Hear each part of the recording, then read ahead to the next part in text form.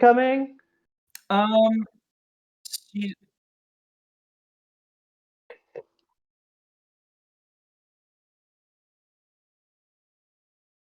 human culture is the best culture.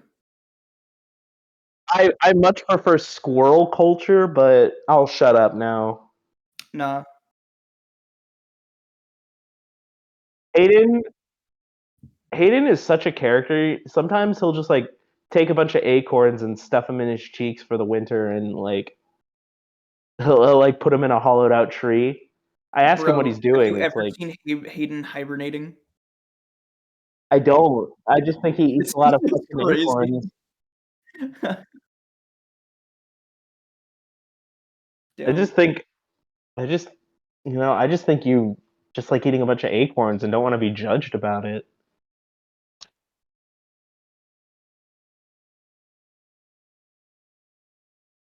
I can hear you. Okay, now I fixed it. Faith might be Now just y'all can kinda- hear me. Welcome to Irony's Claw, the place where we debate culture and which one's more bullshit. Personally, I think squirrel culture is the lesser compared to humans because all they do is just hoard nuts. I was gonna say, man. I mean, I get most of anime is fucking garbage, but like, are you gonna really sit there and watch fucking King of the Hill when you don't get half of the jokes, need a goddamn dossier in order to understand it, and then say it's one of the best shows in Japan? Or the growing subculture of King of the Hill fans in The problem Japan. with that is, here's the thing, though. That the jokes could still land even in Japanese. Really? Oh, yeah. I guess you got characters like. It's more so a writing problem. It's like it's a skill issue. I guess it's not a direct comparison to Josh Raikou then, but like, because the thing about King of the Hill is that as a that series, was the one I didn't watch. I'm pretty sure that's like the bread and butter of every Westophile. To be fair, like, because I know that like a lot of those, if I'm being fair, I know a lot of those series thrive on jokes about American culture, but they also have like strong characterization. Like I could totally see that about The Simpsons, but King of the Hill is admittedly the one that I haven't had the least experience with.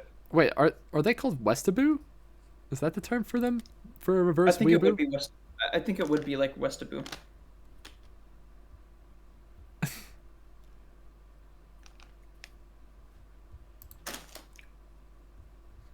Something like that. Yeah, probably. Yeah, as I was gonna say, Faith's having some like pain troubles, and so she's not gonna really wanna. That's fair. Yeah. I mainly wanted to do this session to address the hang-off point from last time, so it's kind of okay that tonight doesn't have her as much. Fair. But it's gonna be interesting explaining all this. When we're done with the Westophile jokes, we can move on to the recap.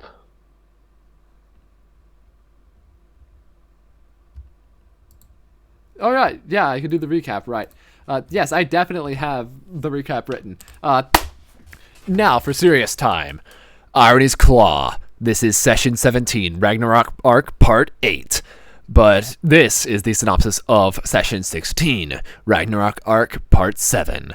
The session opens to Sigmund and Elder Malcolm outside of the prison gates, meeting with Alexander Daniels.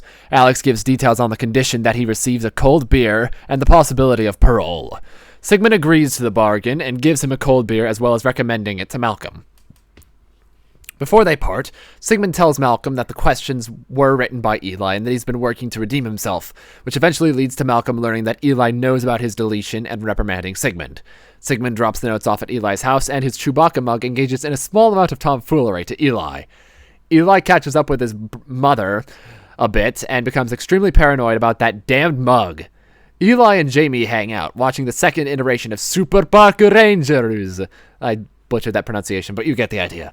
Sigmund tells Eli that Elder Malcolm now knows that Eli knows about his deletion, which causes a brief panic in Eli. I, Prince Exaltry Ashia, or as you know me, Fang, tried to introduce my fellow countrymen to join me, of which 2 joined. This came as a surprise to Gwen and her mother Sophie, but sure enough my compatriots were just as anxious about the encounter. They received their new names of Void and Raven from the 2 before eventually Void was offered to Eli's family. Jamie happily accepts and renames Void to Galatron. Eventually... Galatride. I thought it was Galatrad, now it's Galatron, now it's Galatride. I'm gonna look through the fucking chat log just to prove you wrong. Galatron! Luke said Galatron. Look through the VOD. Look through the VOD where he first said Galatride. But he wrote Galatron, so that's what I'm going with now. It's set in stone. I think I misspoke when I first said it, so it is actually supposed to be Galatron. Anyway. Is Galatron an actual name? Is it from something? I think no, it is. Just made it up. I could swear that it was from like fucking... I could swear that it was from fucking... I made it up. I could swear that it was for like the original Transformers series or some shit. Galvatron. Yeah. If it's too close, we can have it be Galatride, but... No, I like Galatron. No, it's fine. We're not even using the we can call it Gala. anyways. Yeah, we're just using Gala.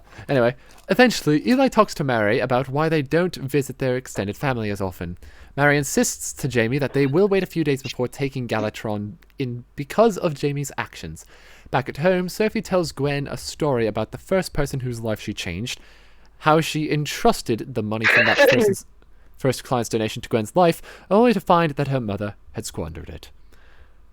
Thus leading us into session 17. Yes, for the record, I have established that from this point onward, Fang is the narrator. Fang is real. We made Fang canon in real life. We made real Fang. When you said his mother squandered it, this is all I could think of. Soiled it! Soiled it! So anyway, let's begin the session, shall we? I just like to state for the record that the narration is absolutely cute, and I love that you did it. But it's also really funny because Fang has no idea what any of these humans are saying, what any of their names are, or what's actually happening. Mm-hmm. But I love the Fang narration. Keep it up, man. Yeah. Anyway, start the session. I haven't decided on a narrator yet, but that's the only character that I haven't referred to in the third person. So that's fucking great. Why not? Actually, at the end of the story, Fang being the one recounting everything is fucking great. Yeah, it's like Gleb from Smiling Hell Heads. is real. Hell is real. Goodbye, everyone. Right all along. The Christians were right all along. Oh, that's a bit concerning. Anyway, so we did the recap. Start of the session.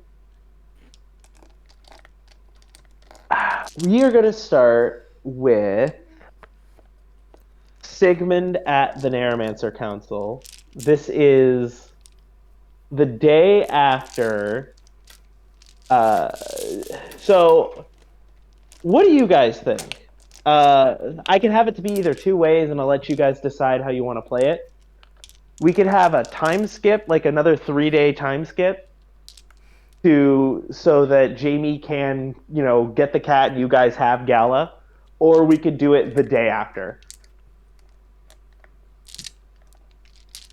I want cat. I like the cat shenanigans. I don't really like. I don't really know what would happen in the time that we wait, so I think it would be better to. Yeah. I think. Yeah, I think it being instant is actually kind of nice. All right, so in that case, we're doing the next day as the start, right? Yeah. So, when you arrive to the Narramancer Council, you immediately get called into Elder Malcolm's office. Well, actually, no. No, we can't do this yet. Never mind. We'll save that. So actually, let's start with Eli. This actually makes a lot more sense. Let's start with Eli. So, what ends up happening is it's a normal day for you. You wake up. How did your sleep go? How did We've actually got sleep. what's the first thing you do?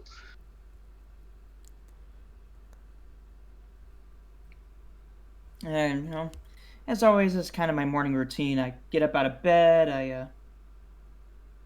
And go and take a shower and brush my teeth and go get clothes on and head downstairs. It's been a couple days, and I think I've had long enough to rest. So, You actually rest good last night. yeah. You're able to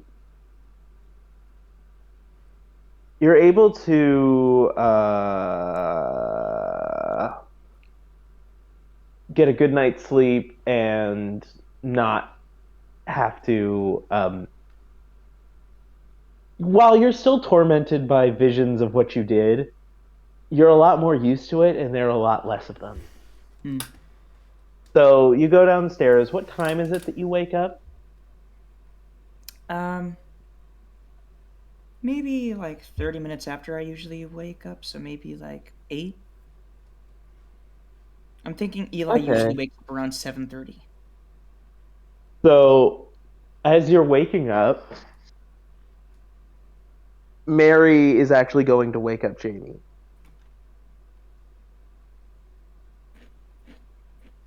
So as you're like waking up and stepping out of the room, you see Jamie's door wide open and Mary like just kind of nudging her shoulder, urging her to wake up, and she goes, "What?" And you just hear their conversation and it's like, you gotta wake up. It's like, but I don't have anything to do today. But we can't let your body's natural rhythm fall into disarray. It's gonna be hard to fix it when we actually do start your lessons. You could stay home from school, but you gotta wake up at a reasonable time. You just hear that as you pass by your door.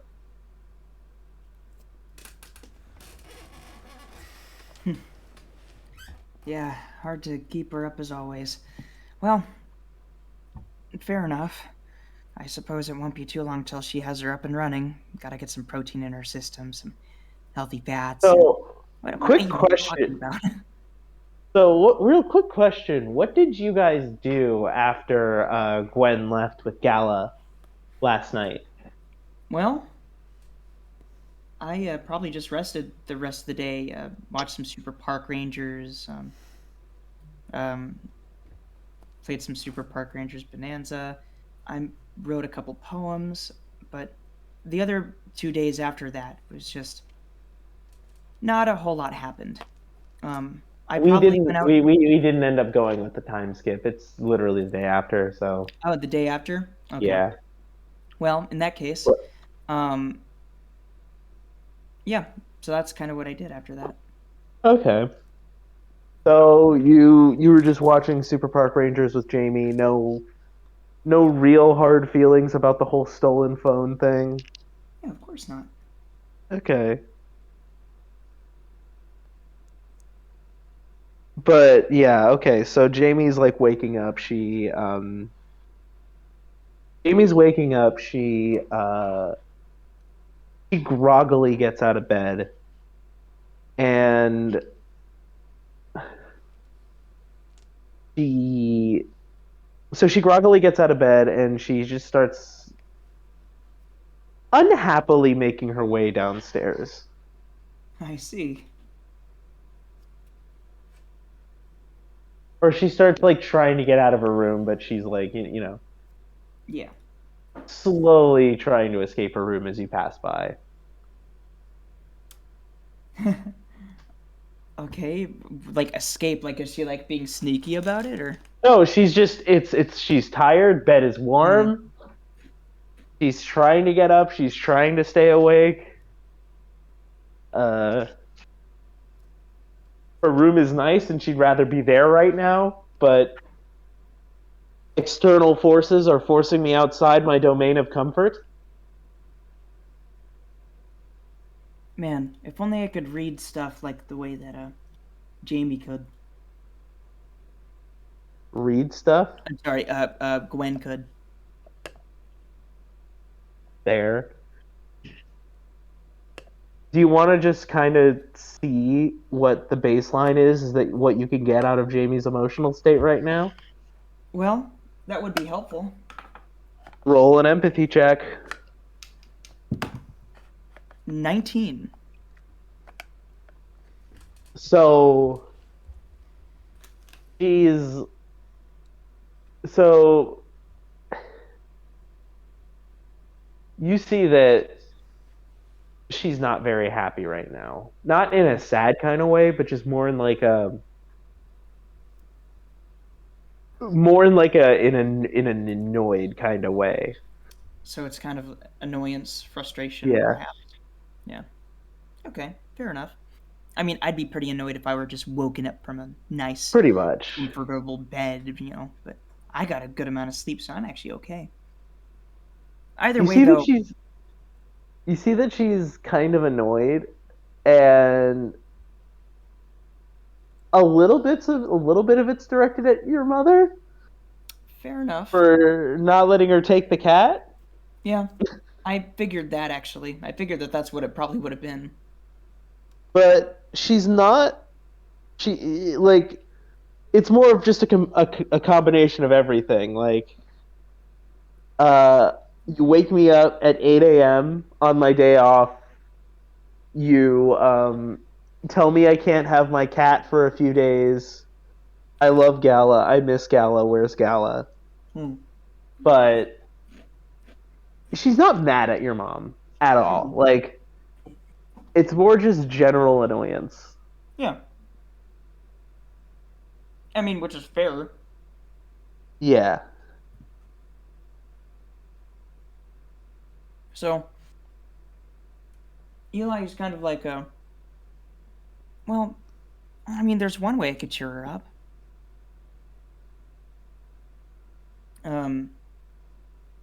Before she can make it downstairs, Eli's gonna kind of hug her from behind, being like, "Good morning, Jamie." Oh. Hey, Eli. How's it going? Sorry, didn't mean to scare you. It's going all right. I got some good rest, I think. Just wanted to check in on you. You look tired. So, quick question. Hmm? Quick question. Are you going to be seeing Gwen today? Probably not. I was thinking of just going outside and enjoying the outdoors for a little bit, you know? Well, if you happen to go outside and Gwen happens to be outside and she happens to bring the cat, I wouldn't mind it. I understand. Well, what is this? The first day? So there should only be 2 more days maximum, right? It's torture. I know. I'm sorry. Well, at the very least, again, it'll only be 2 days maximum. That's actually not a whole lot of time. So, What cruel world introduces you to something that you love and then immediately takes it away? This is the one, unfair. Jamie, the one that we're currently living in. Kind of pats her on the head. She's not happy about this. Yeah. She's not happy. It's okay. I don't like the world either. You want to go? Yeah? There's something you want to talk about? I mean, I really just want to make sure that you're okay. You're kind of down in the dumps. I see that you're annoyed. You only ever really twitch your eyebrow like that when you're annoyed. Oh, That's and, adorable. well, you're also tired. So I just wanted to make sure you're okay before, we go downstairs and then I don't want you to, slump around all day. So I figured just talking always helps, Yeah. Yeah. I Yeah. guess. So, do you want to go downstairs? What are you hungry for, breakfast-wise? I don't know. I wasn't planning to eat this early. Fair enough. Well, let's start you with something light then. Okay. All right. And he's gonna kind of lead her downstairs, knowing full well that if she tried to go downstairs this tired, she might slip and fall. Have you? I've been that tired before, so I totally get it. Um, So, she she starts walking downstairs. She makes it downstairs just fine. You could just tell that she's just a little groggy, and she needs to just once she starts waking up, things will start to get going, you know? sure. One moment. But she's just very tired right now. Yeah. Hmm. Fair enough. Fair enough. Well, Anyway. heard. So, he kind of leads her downstairs. What is Mary up to? Mary is still like she, you wanna roll awareness on that Yeah, yeah. actually? I'll roll awareness. 10. So you just take a quick peek at her laptop, and she's just looking up everything you need to prepare for a cat. Things you need to be aware of when adopting a cat. Heard. She's got like a few tabs open of so you think like one of them's like so you're thinking of adopting a cat. Here's everything you need. And one of them, of course, is because this thought has struck Mary's mind. What to do with a new cat while you're away? Hmm. Obviously, because of the trip that you guys plan on going on. Right.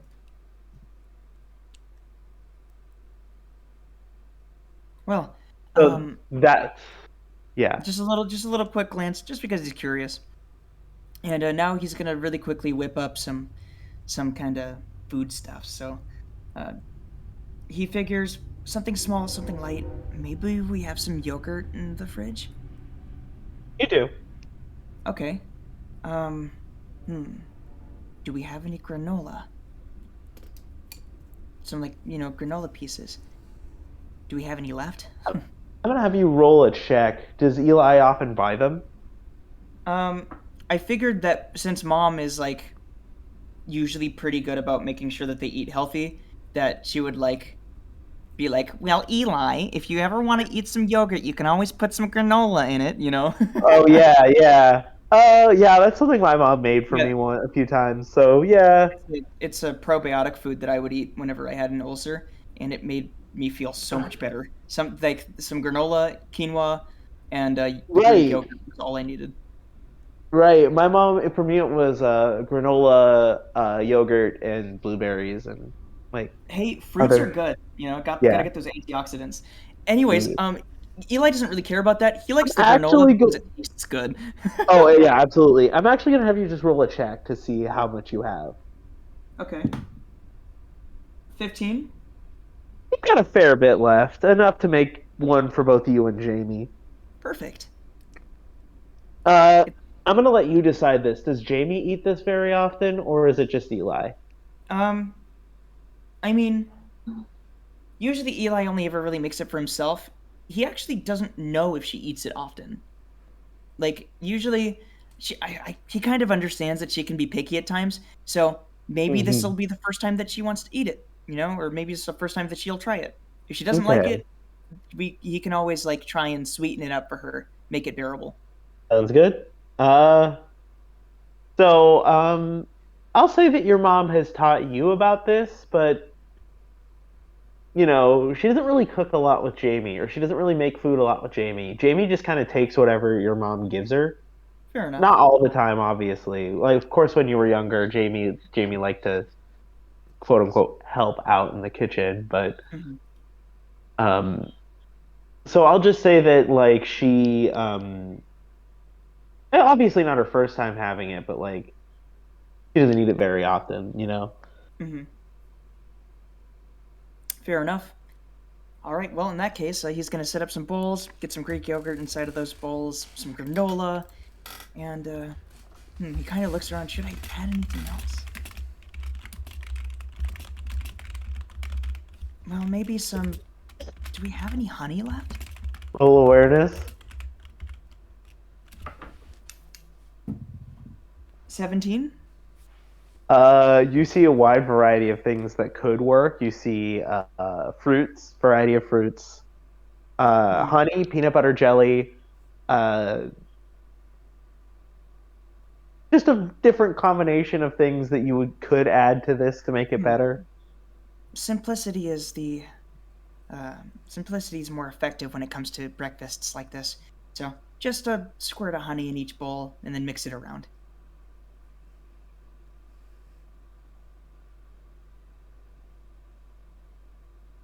Did Fair you catch enough. that? Fair enough. Yeah. I don't know. I'm just So- trying to think about, like, he's still a kid. Like, would he find something extra to add to Jamie's bowl just to, like, make sure that she likes it? Like, what does More she than like? you know Jamie very well. You know that Yeah. Jamie sometimes will take a little nudge to like. Mm-hmm. You know Jamie that will say you know more than anyone is probably arguably a little more than Mary is that Jamie takes a little extra to be okay with something. If I have some blueberries and strawberries, I can throw it in and make it like a parfait. She'd love that. She'd Yeah. fucking love that. Why not? Extra antioxidants or whatever they call them. Yep, you So- got that. Perfect. Am I wasting any of this food? I feel like Mary would be upset. Why? You're eating it all, right? Well, you know what I mean by wasting, right? Like, oh, there's like a little bit left inside of the bag. Don't throw it away yet. That kind of thing. Roll awareness.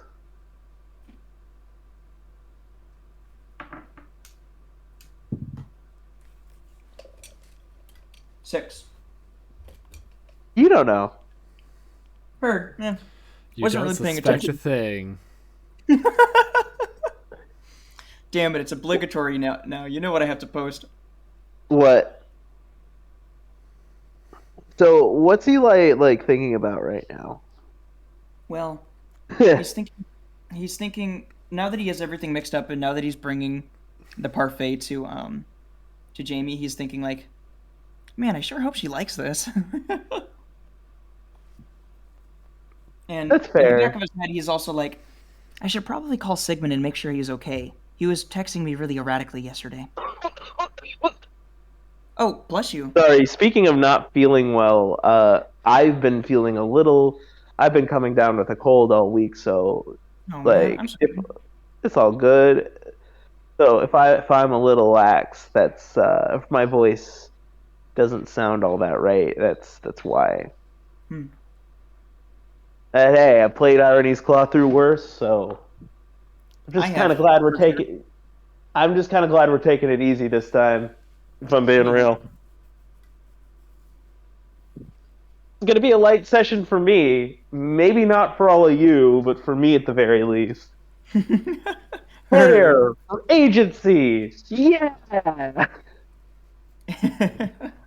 Heard. Anyway, So he brings the bowl over to Jamie, and it's essentially like Greek yogurt in the bottom, a layer of granola, a layer of fruit, and some honey drizzled all over it. It's essentially a parfait. you don't even hear a reaction. You just hear, and I then just she hear- just starts. Yeah, and then she just starts eating it. Hey, it worked. Now we're gonna just sit there, eating that. Jamie, what do you say to your brother for making you that wonderful breakfast? Hey, it's you're welcome. Or you're all welcome. I had to catch myself from saying my pleasure. What? My pleasure. It's a long story.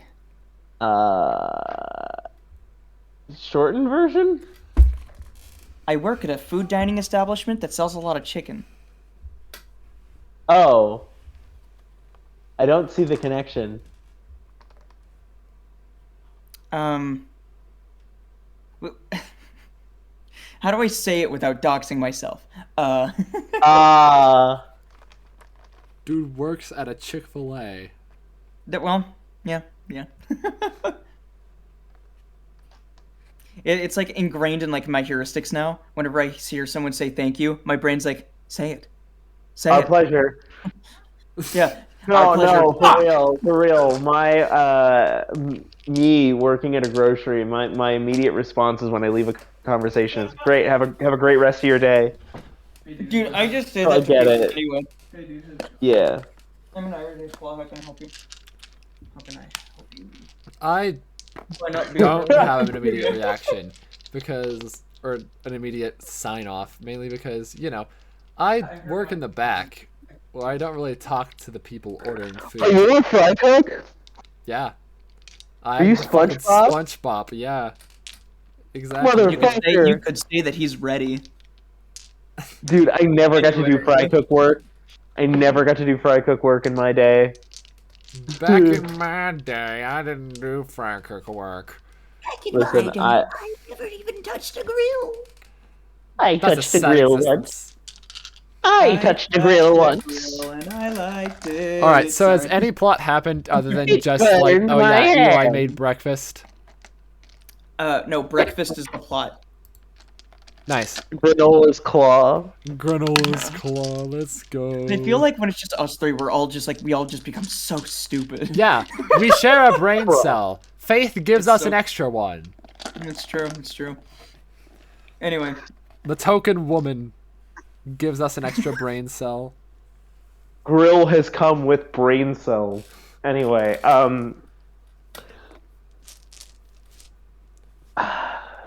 like, shit. I lost my train of thought. So Jamie's eating the granola. Jamie's eating the fruit at the bottom yogurt. She's enjoying it. It looks nice. Presentation's great. Your mom's looking up cat things. Is there anything else you want to do today, Eli? well, You other said than- you said text Sigmund. What do you say to yeah, Sigmund? he's gonna text Sigmund in the middle of his meal, being like, "Hey man, I saw your text talking about your texts yesterday. I just wanted to check in on you, make sure everything was all right. A thought also occurred to me. I just wanted to talk to you more privately about it whenever you get the chance. Sure. Awesome. I guess I'll tell you when I'm ready to contact you. Where? Where? Over the phone? Okay. It's Thought preferable. they were gonna meet in person. Yeah. Well, we could always. I mean, I'm not opposed to meeting in person. I just, whatever's more convenient, right? Does the Spirited Sounds Tavern good. allow minors in the building? What would you say? Does the Spirited Tavern allow minors in the building? Bearded Barrel? No. Damn, okay, that's not, It's that's not gonna work then. but there are a bunch of other places that allow there are a bunch of other places that you could go to. We are going to theoretically. meet at Pie-zano's. You know, as much the as you guys legendary battleground. as much as you guys know it as the place for the Rock and Rumble Party Pizza Pack, it is mostly just a regular ass pizza joint. Yeah. We're not gonna try that challenge yet. I'm slowly working my way up to that. So here's kind of the thing. There are people that you could call that would theoretically be down, but I'd imagine you want to do it with a quote-unquote full party instead of Yeah. NPCs. Yeah, okay. It doesn't count if it's not a full party. Yeah, it's our story. Let's do it together. Yeah. Yeah. So. That would mean we'd have to wait until So Yosef? Pie-zano's then. yeah. Okay. Sounds good. Sorry, I was just Anyway. Yeah. Never mind that. I guess I'll see you then. Wait, what time? 3 p.m. 3 p.m.? Why so late? I don't know. I thought you might have had plans today. Would it surprise you to say that I didn't? I suppose not. 1 p.m. then? Yeah, I guess that's closer. All right, cool. See you then. All right, see ya. Boop. So, were you on the phone with this, or were you just texting? Yeah, I was just text as far as I was concerned. Yeah, It'd be text. kind of awkward sitting at the table being like, hey, Oh, yeah, so I got yeah. this really private thing that I want to tell you about, you know what I mean? And then Allow me Jamie's to just like, speak to this "What private thing? Go on, tell me, Eli. Go on." Is that Gwen? Is it No, Gwen? no, he just turns to her being like, I'm gay. Anyways. No. Dang, this is how Eli comes out. Yeah, no. Is no, this? he's not- Hold on. There's no need to coming out if you're not in the closet. Hold on. Wait, I'm a does this mean? closeted Ironimancer. Oh, damn. Yo. Mom, Yo. Okay. Dad, Wait. I'm an Ironimancer. Hold on. That actually explains this a lot. Mom, Dad, we're in Ruin's lore. Mom, Dad, we're in Ruin's lore. But yeah. So, anyway. Anyway. You fucker. You fucker. I cannot believe you saved it. I'm gonna be honest, I didn't. Because I think that regular Eli looks better. I don't know. Maid dress doesn't particularly work for Eli IMO. It does for the blonde boy, but not for Eli. Blonde boy kills it. You showed me an image of that dude. He fucking Absolutely popped off. Popped off. Anyway. He was goated with the sauce, busting it down Eli's sexual currently style. wearing PJs, so he should probably put on some regular people clothes if he wants to go anywhere. Full of PJs, yeah, PJs, regular people people. clothes. All right. What is Eli feeling right now? Well, it is on the colder side, but it's not too cold. I've got a spare turtleneck that I think belonged to my mom when she was younger. I don't know if it fits me or not, but I'm definitely gonna give it. Okay, so we're still in winter-ish territory, so a turtleneck would actually be kind of good. And Eli does have a turtleneck. I remember this because in one of the sessions, Gwen simped for Eli in a turtleneck specifically.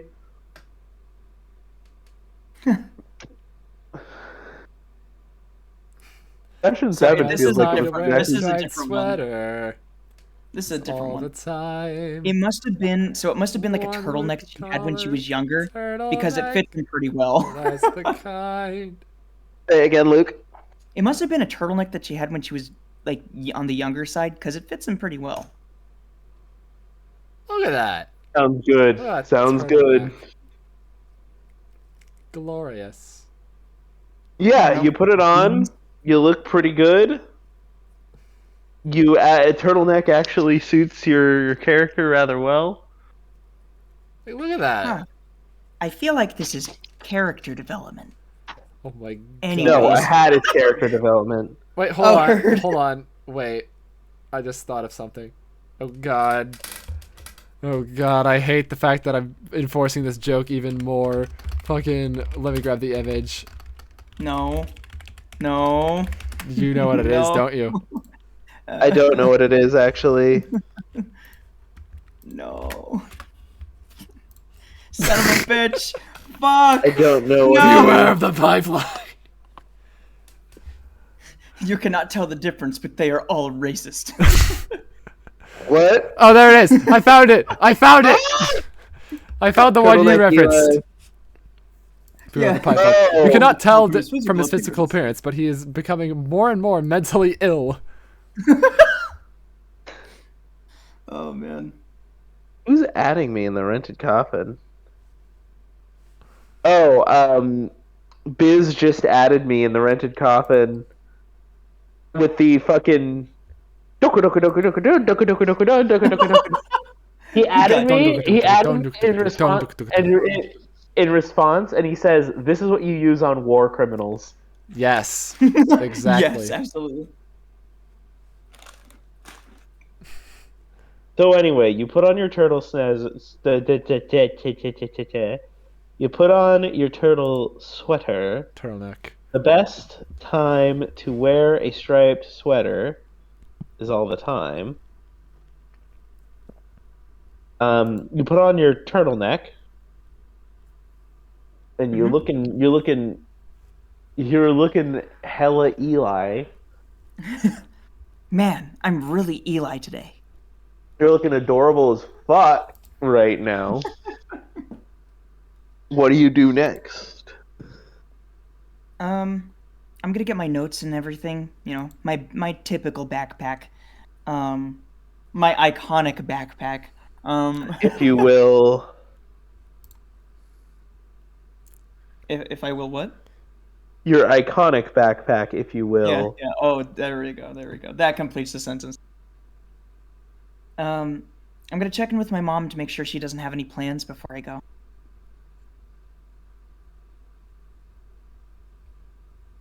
Okay.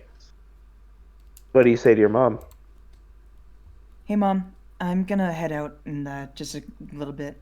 I want to get some fresh air, and I'm meeting up with a friend later, so I've been, I'm coming with cooped up in the you. house all day yesterday, so I figure I need to get outside a little bit. I'm coming with you. No, Huh? Jamie, you're not coming with him. You and me have to discuss your cat and how you're going to take care of it. This is your responsibility, remember? It's not all fun and games. She looks she shoots you like a pleading face, Eli. Jamie, if that's what Mom says, I have to abide by it. But I want to hang with you. I know. We'll hang out when I get home. I'm not gonna be out long.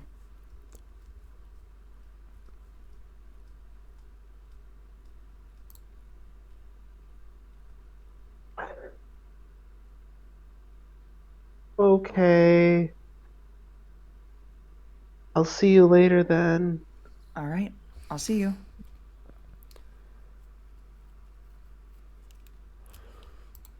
Have a good day. I'm sorry for breaking character. He does suspect a thing. Oh, that's glorious. I love it. I love it. He suspects a thing. By the way, do you check on that Chewbacca mug? Yes.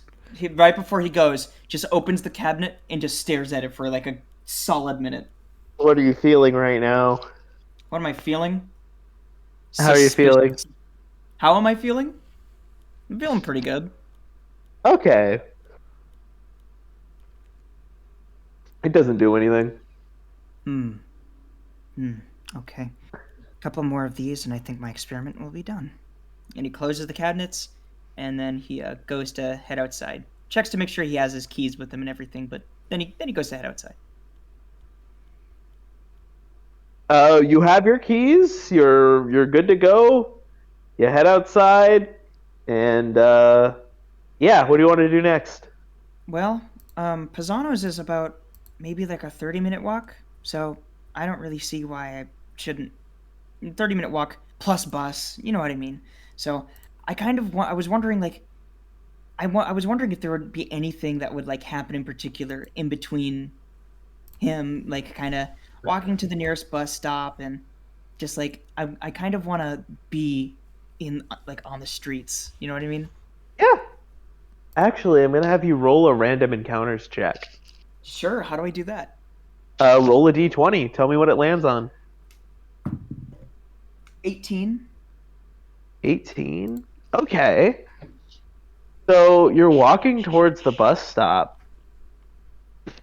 and you actually. So you actually hear someone calling out, Elijah? Elijah Sullivan? Okay, well, in Elijah's head, he's like, panic, panic, panic. Then he has to, like, take a deep breath. Okay, someone's calling my name. From where? So you turn, and you see just kind of a short black-haired dude with you see a short black-haired dude with brown eyes, and he's just wearing like a green t-shirt. Roll awareness. Literally, it's like, do I recognize this person? Yeah, no, Negative. literally. That happens a 5. lot. Completely blanking, panicking. Yeah, you're completely blanking. Don't you remember who I am? I've kind of gone through a lot recently, so I apologize if I don't. Oh. Yeah, we were in science class together. We did that group project. I remember now. Yeah, the volcano project, right? Yeah! Dude, you killed it.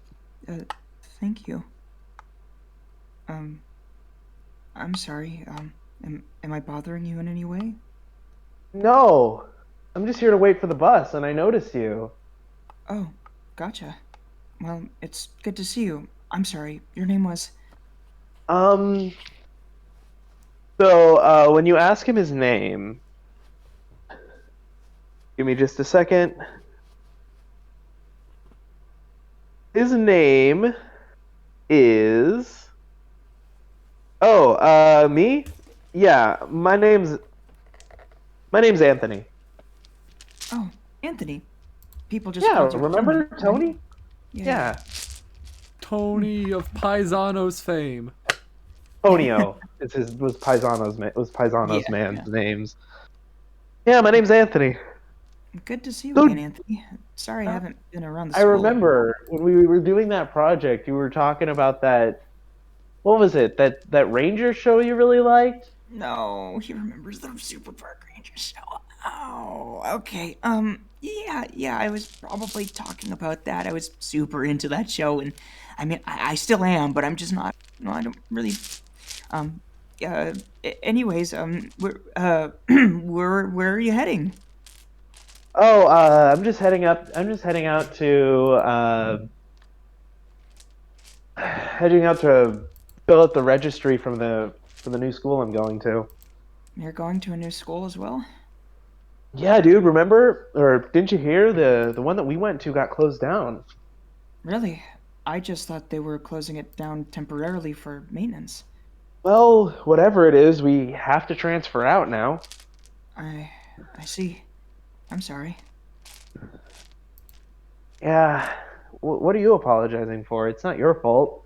No, I'm just oh yeah, I'm apologizing because it's unfortunate, you know. My mom, she put me on like a homeschool regimen and everything, and it's Oh.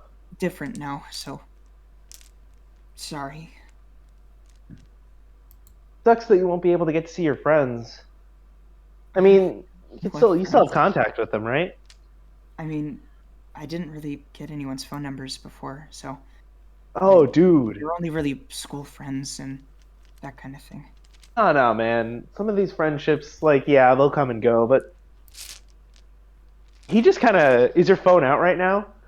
I mean, it's in his pocket. Come on, let's exchange numbers. Sure.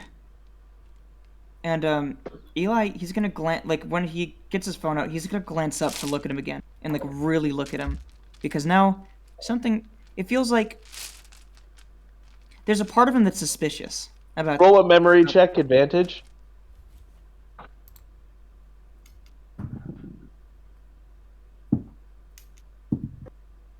$12. All right, roll a second memory check advantage. Okay. Please. Oh, fuck. That one was an 11. So, how did I know you were going to roll an 11 after the 12? Anyway, so you do remember that you did a volcano project with a guy? you you didn't really speak much to him. You weren't like fully socially inept, but at this point, you were so wrapped up in your own world Hmm. that you barely talked to this guy. Um, and but you did you did do the science project with this guy. Like, he does remember clearly that that's what it was. He does remember that. Yeah, he does remember that you did a science project with a guy who wasn't an asshole, and he tried to talk to you a lot, but you were, you're Eli. Social interaction ain't your fortitude. Well, Especially to people that it's I'm, yeah. to social interaction to very specific people. Um, so, You don't remember if this is what he looked like, but you remember that that did happen. And the second memory check is basically saying your name wasn't on that list of Narramancers. So this may not be Ragnarok. right, but who's to say that that was the only source of information that Ragnarok had? It is true. So, Eli's just going to kind of cautiously, he's gonna, he's suspicious enough to be like, I don't really want to give my phone number to him, but at the same time, like, is there any way I can tell? Is there a tell? Was there a tell? Well,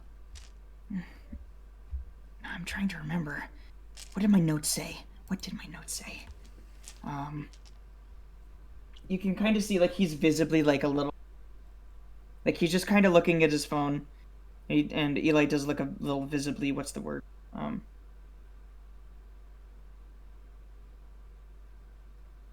He does look a little visibly... Not shaken. Look a little stirred up. Not stirred, shaken. Yeah. Take that, James Bond.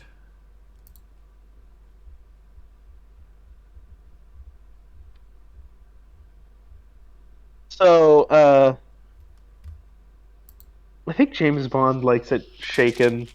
It's shaken, not stirred, yeah. Yeah. That's why I said take that, James Bond. Anyway, why am I still in pending, Sigmund? I am Sigmund. I am the Sigmund! Me! Me, Sigmund! Not for long. Well, we can't give away that spoiler yet, so I'm just gonna grab some water and take a dump real quick. Heard. Keep going with Eli's part. I'll keep the VOD on. I'll just mute my mic. Okay, heard.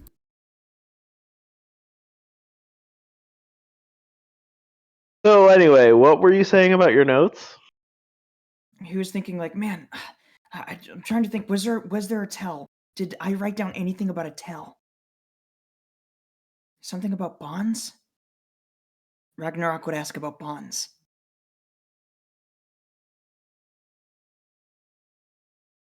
So anyway, man, what have you been up to as of recently? Well, school stuff, and extracurricular activities, like, well, I'm, what's the word? Getting into detective work, if that makes any sense. What do they call it? Forensic science. Oh, Yeah, like it's an crime oddly shows and shit? well, crime shows maybe, but that's all theatrical. It's a lot of going through evidence and stories and people and knowing what to look for and that kind of thing. So it's Oh. totally up my alley, really nerdy stuff. Anyway, what have you been up to? Well, mostly just been hanging out with some people from school, Gotcha. doing school, doing work, Yeah, How old is Eli? We said freshman in high school? I said like he's always been 14. 14, that's right. I'm just trying to figure out, like, where does that fall? I think we discussed it was freshman in high school. Something like Okay, that. so if he was in your science class, he would be also a freshman. Yeah. Um, so he just basically says, like, retract that statement. He's like, I've just been hanging out with friends ever since the shutdown. I've been like uh chilling, playing video games, and Hmm. fun. Yeah. I guess it's all gonna come to an end eventually. Yeah. I wonder if It's they'll kind make of us like work a. extra over the summer. I sure hope not. Yeah, tell me about it. That wouldn't be very fun. Hey, I've Yeah, got a question. When school was open, did you ever interact with Gwen? Like Gwen. talk to her at all? You Yeah, mean that Gwen. really? Which Gwen? Um, she's got like blue hair. Oh, creepy Gwen.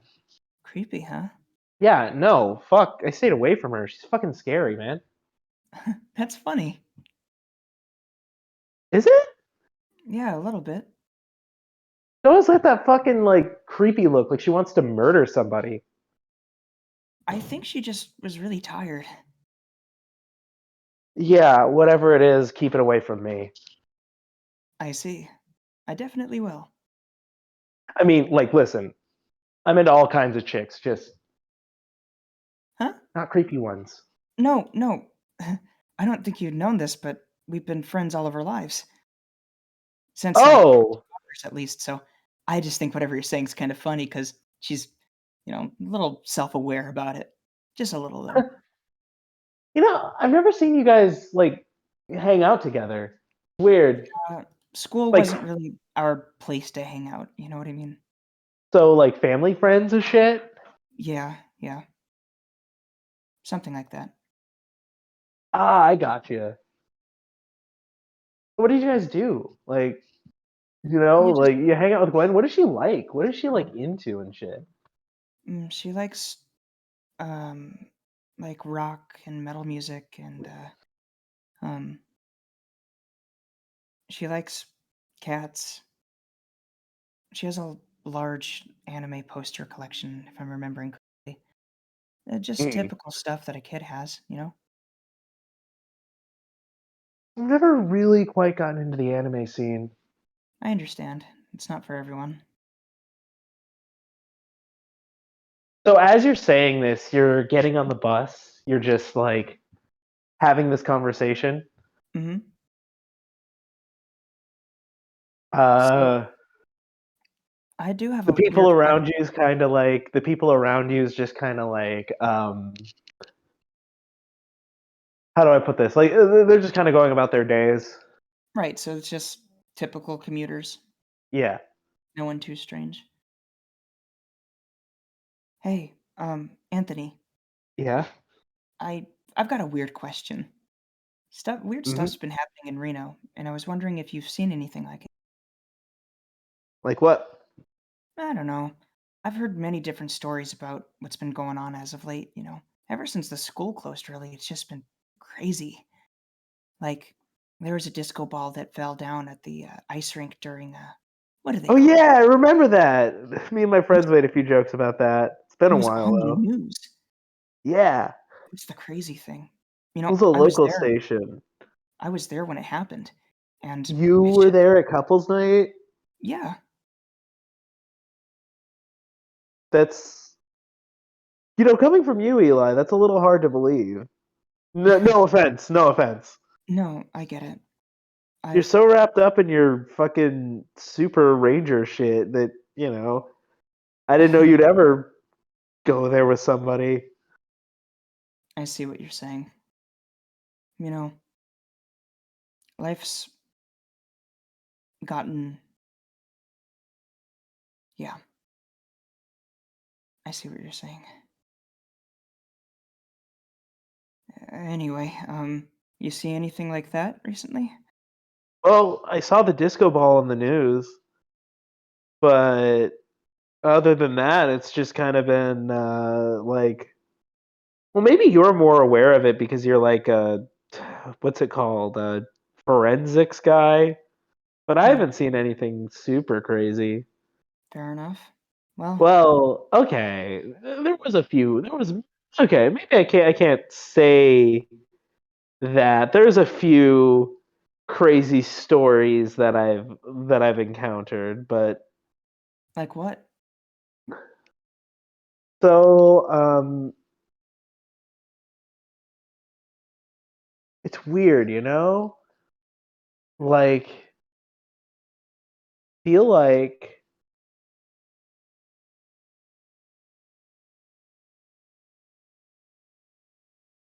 let's well, okay. It when I start thinking about the school closing, and I sometimes I'll think about like you know, sometimes I think about like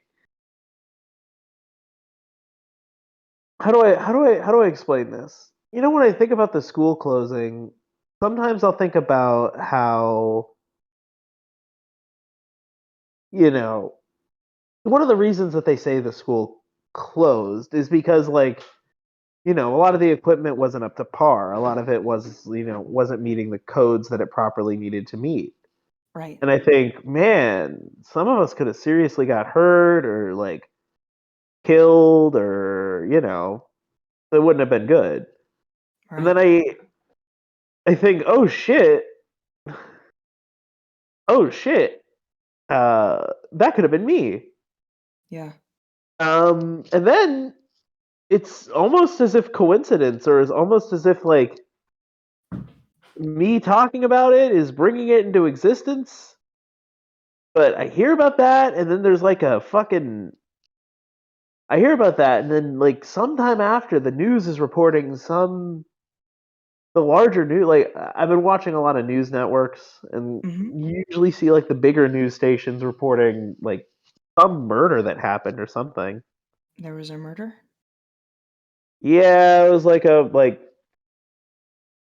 was out in Wisconsin or something. I just strange hearing about it whenever I think about how I could have died. I Yeah. start thinking, is I there don't know some why that kind of shit took connection? me so long. Sorry about that. Anyway, has any No, plot happened? we're working No. on it. They're on the So bus right now. they're on the bus, They on the bus? I bussing it see. down. Busting it down sexual style. Goaded with the sauce. Goated with the sauce. Anyway, The song. so you're talking about a murder that happened out in Wisconsin. Yeah, like I don't know. I really can't tell what it is or what it's about. But like, there was a murder that happened in Wisconsin. I've thought about it like 3 times, and I remember that because every time I think about it, like not too many days later, maybe like a day, maybe like a week, there always seems to be reports of a murder or something. But then again, people are dying all the time, so I don't know how weird that actually is. Just scary to think about. I think it has something to do with salience. Whenever you think about death, you start to see it more often. It's like Huh. a pattern recognition part of our brain. Huh. Well, shit. I think you might have just explained my problem. Maybe. Sometimes Which it's better to just not think about something and just keep moving forward, you know? this is why you're the smart one, Eli. Hmm. Well, I'm gonna rule it that like, however you want to like phrase this, you did a good majority of this project that you two worked on. yeah, fair enough. Not out of like obligation or that he wouldn't do it, but just because you could you tended to figure out things a lot faster than he did. Yeah. He's like not a genius. Eli's very much not a genius, but he's smart in a lot of ways. I Sharp, wasn't. Yeah. maybe is a good word to describe it, you know? And that means above average on a kid You took level. you took you took schoolwork a lot more seriously than him at the very least. Yeah. Sorry, I didn't mean to get all heavy on you, Anthony. I know it's Uh, yeah, my fault partially. well, I don't know. I did ask you about weird stuff that was happening around here. Well, I'll let you know if anything weird comes up. Yeah, totally. Oh, I'll tell you what's weird. Hmm? Fucking janitor superstar. What the hell is that all about? Have you heard about this? This guy called Oh, the Omni Janitor. the Omni Janitor? Yeah, Yeah. we're all legends, that guy. This has got to be for some show or something, but I guess it turns out that he's an actual janitor, Yeah, nope, he's which is 100% genuine. insane. He's a real guy. That's insane to think about. You I know? I guess it's crazy, right? Like I said, stuff is just getting weirder, you know? And in our town of all places. Mm, It's that is the weirdest part, isn't it? Our town of all places. Yeah. I mean, I bet every town has their own like weird stories, but I think this is what makes us like, Unique in that way. yeah, The biggest little the city in the biggest little city in the world, world. as they call it. Yeah. Well, looks like my stop's gonna be coming up. It was Yeah. good catching up with you, Anthony. Yeah, for sure, for sure. Glad to see you're doing all right. Things have been freaking. I think just the fact that the school closed down is kind of insane, you know?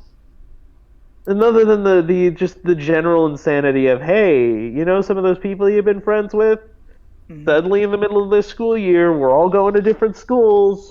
Haha. Yep. He looks a little distressed at this. I'm sorry that's happening to you, Anthony. Yeah. It's what it is, man. So, real quick though, before you go, are you and I know you don't talk to Gwen as much in school, but are you and your friends, all this is what he looks like, by the way. General idea of what he looks like. Okay, okay. Are me and my And friends you and what? your friends, all have you all decided on what school you want to go to? Um, I think so. Okay, How that's about you? good. Well, whenever my stop happens, that's kind of what me and my folks decided. Gotcha. Okay. Well, I wish you luck. Yeah, let's keep in touch. Of course. And he kind of goes to exit the bus. Before you do that, he kind of like he kind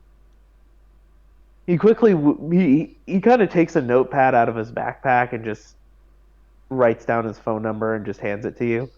Oh, thank you. No problem. Sorry, I guess I never really got around to handing you my phone, huh? Yeah, it's all good. Anyways, I gotta go. Have a nice day. Bye. You too. You get off the bus and Paisanos is immediately in front of you. Hopefully I don't actually have to ever call him or text him. That was weird. I barely remember the guy. Okay. He kind of heads over to Pisano's. He's gonna check his phone to see what time it is. Uh, so I'm gonna rule it that you headed out like around. What time did you guys agree on meeting up? 1 p.m. You headed out around 11:30. So you made it around. You're kind of early. Maybe about like it's maybe about like 12:45 that you guys kind of arrive. It's a fast bus. Okay, well, here I am. I guess I'll just head inside. I mean, it's still in the city part of Reno, you know? I got you. Well, does while he's on the street, does Eli notice anything like odd or peculiar? How are you feeling? Well, a little sad, actually, Why is because that? Anthony has to change schools now because of me.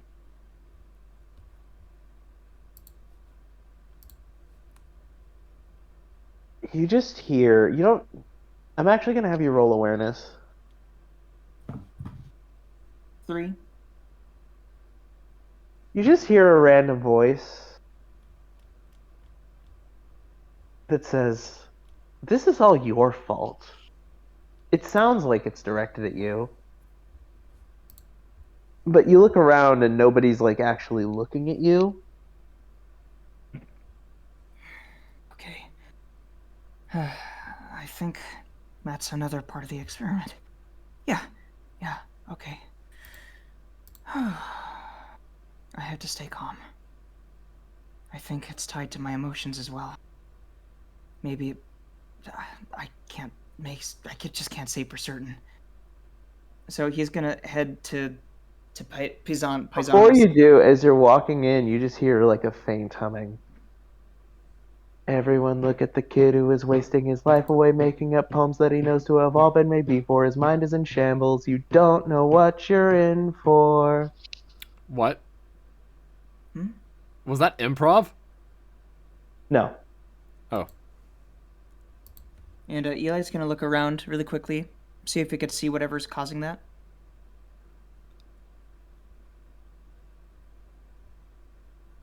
You then hear the sound as you're kind of looking around as the sound is coming in, and you then hear it a little more clearly. It's your voice, and it continues on.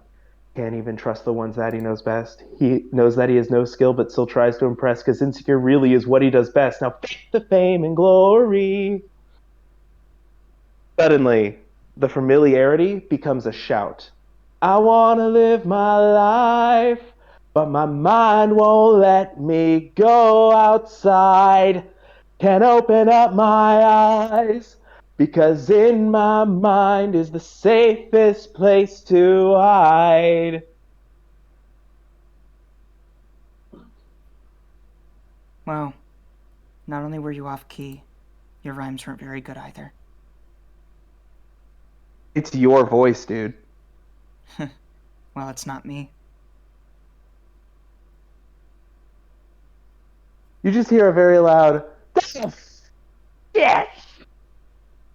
And then suddenly the sound fades. Okay, well... this time, it wasn't as abrasive. Or maybe the narrative around me is getting weak.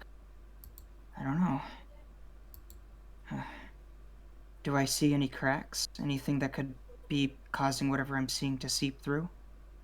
That itself could be considered a quote-unquote crack. That's concerning. Have I been using too much irony? Is there another Ironimancer nearby? Or is this just the natural course of, like a natural Kuhl shift or something? Well, for now I don't have a whole lot of time to worry about it, so I'm gonna head into Pie-zano's.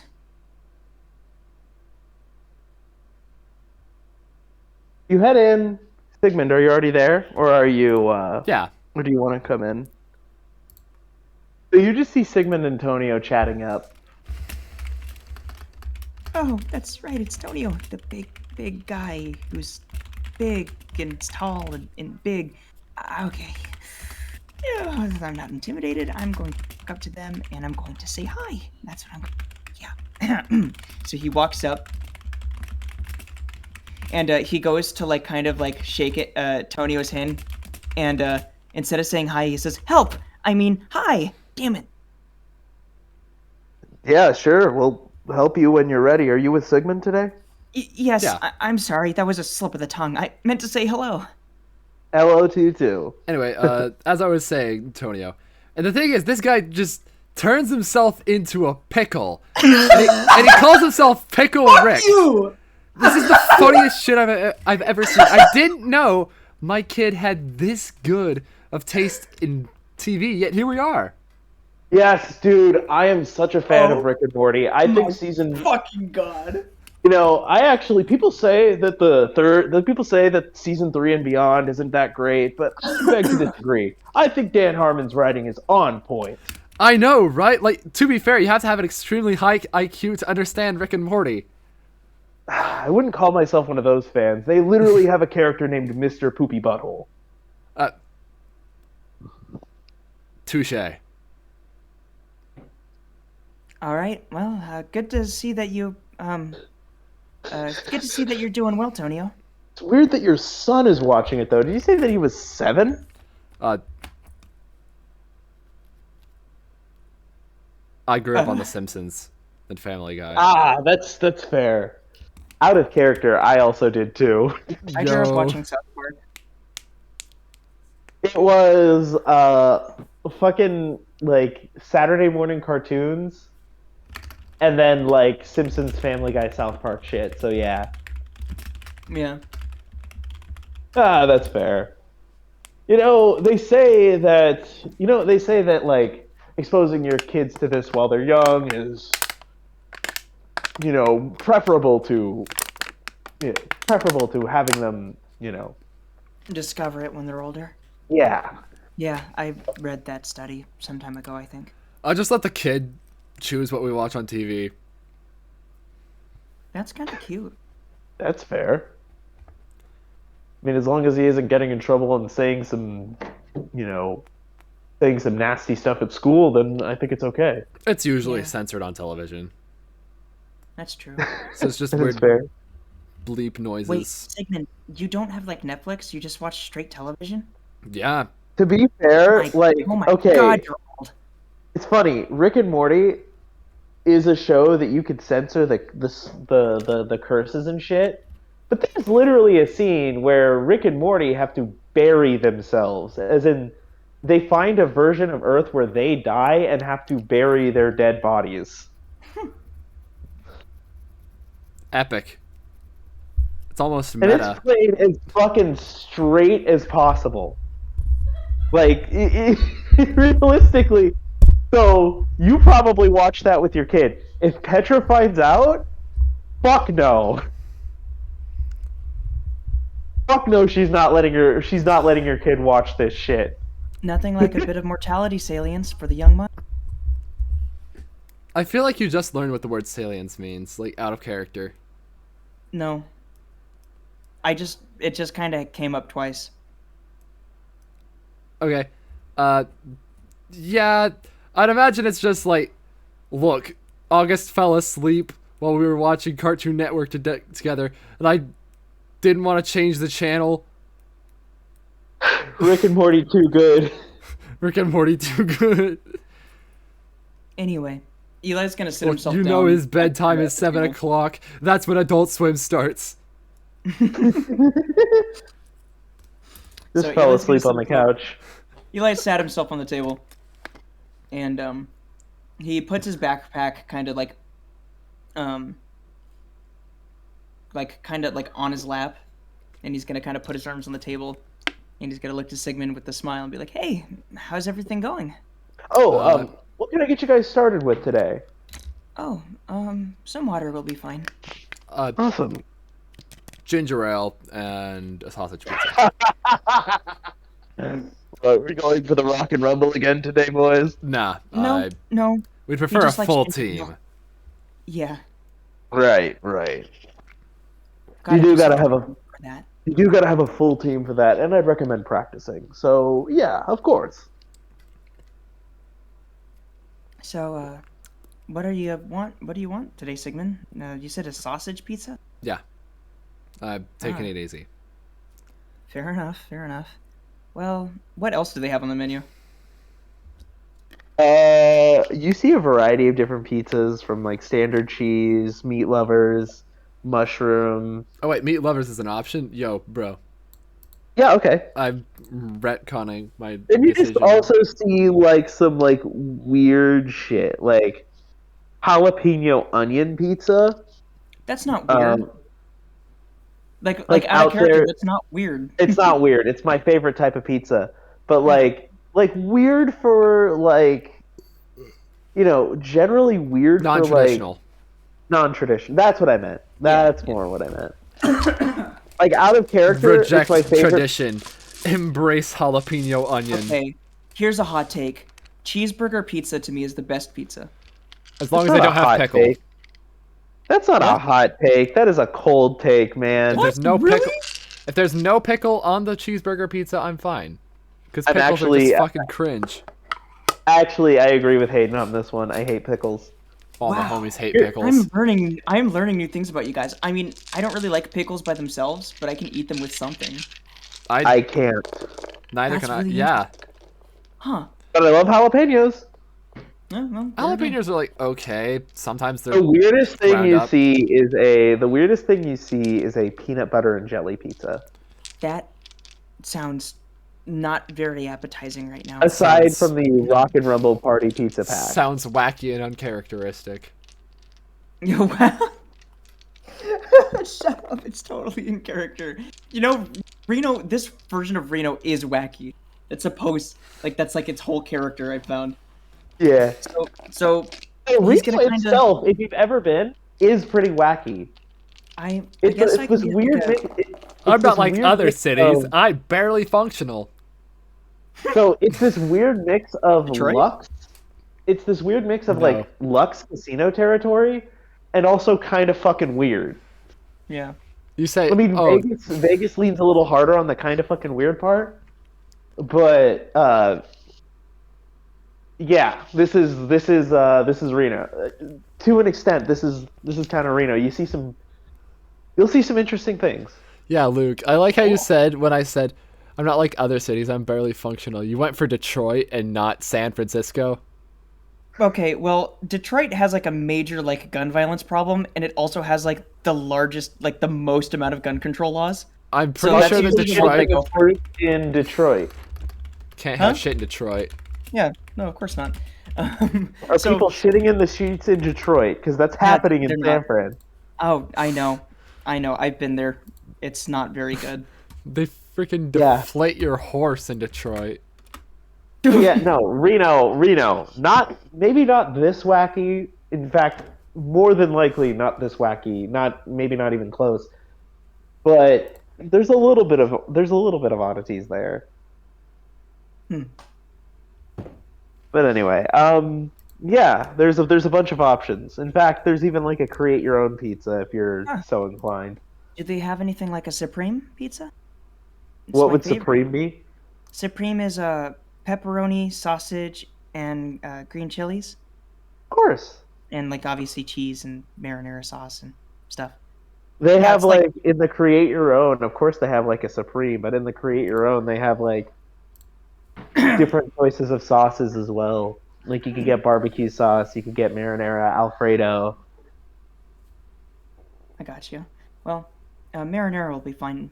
Just like a personal size pizza, four slices for me. Awesome. Yeah, okay. And for you, Sigmund? Meat lovers. Hell yeah. What size? Well, let's go medium. You're gonna split the medium with this kid? Or are you gonna have it all by yourself? Probably by myself. He, All right. I mean, look at him. He eats a lot. He needs True.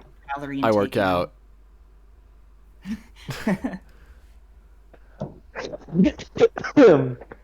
Like no, literally, I have Sigmund's. I work out right next to like 200 pounds of muscle. Who's So Who's really right taking order? under meat lovers, you see the meat haters pizza, which is Gwen moment. the same idea as a meat lovers pizza, but all of the meat, quote unquote, is impossible meat, plant based. that's fucking genius. Meat haters pizza. The meat haters. You pizza. order that, you I instantly mean- get put on a watch list by these people. They embrace the healthy life, man. A lot of restaurant chains are, and it's good. It's good. It's good. It's Like legitimately, Not as this is a healthy? benefit to society. Oh, absolutely.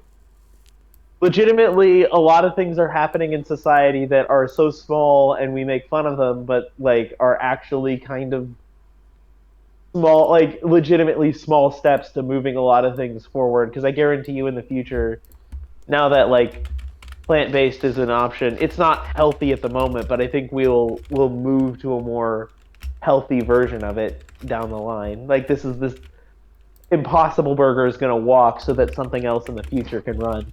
Yeah, no, absolutely. I'm not In a big truth, fan of. I just want more organic shit.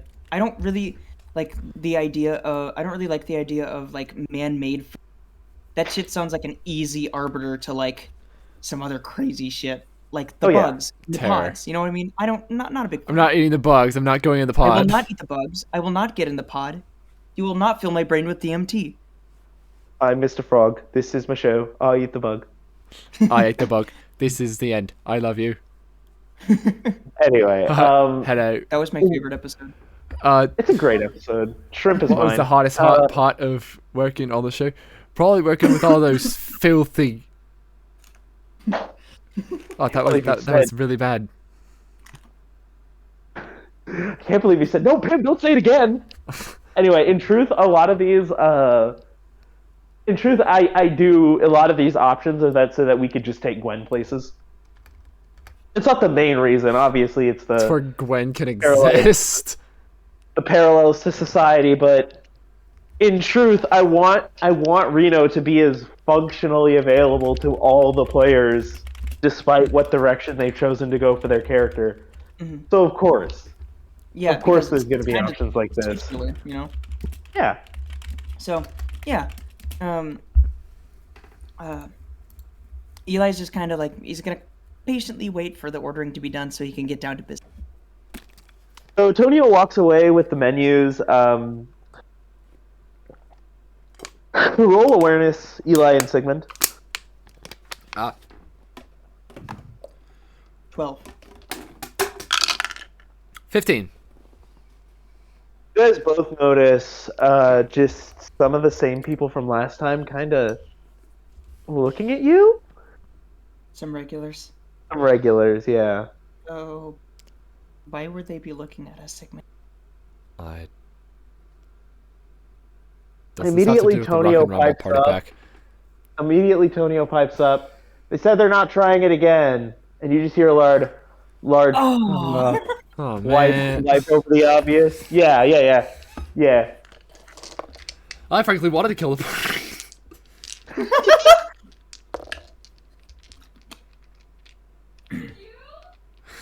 anyway, I like how we're just on the brain of smiling friends right now. again, single brain cell. Always.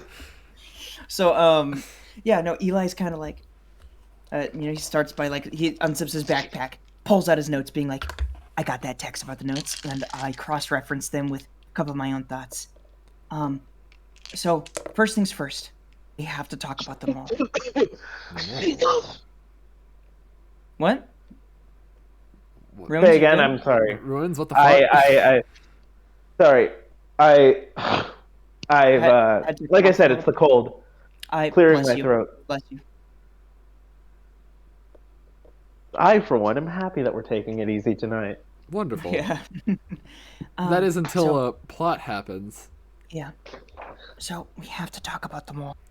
See, it's been bothering me recently because I've been trying to come up with a solution, but I'm just realizing that I can't do anything about it. You know, Why are you so insistent on them all? this is our big break.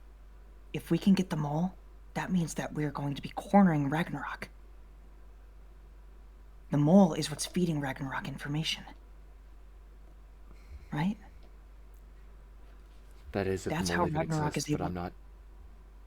I'm certain they exist. The only way that Ragnarok was able to get any of this information had to have been from a source. And the only way that Ragnarok could have been able to escape was if they had an outward source of information.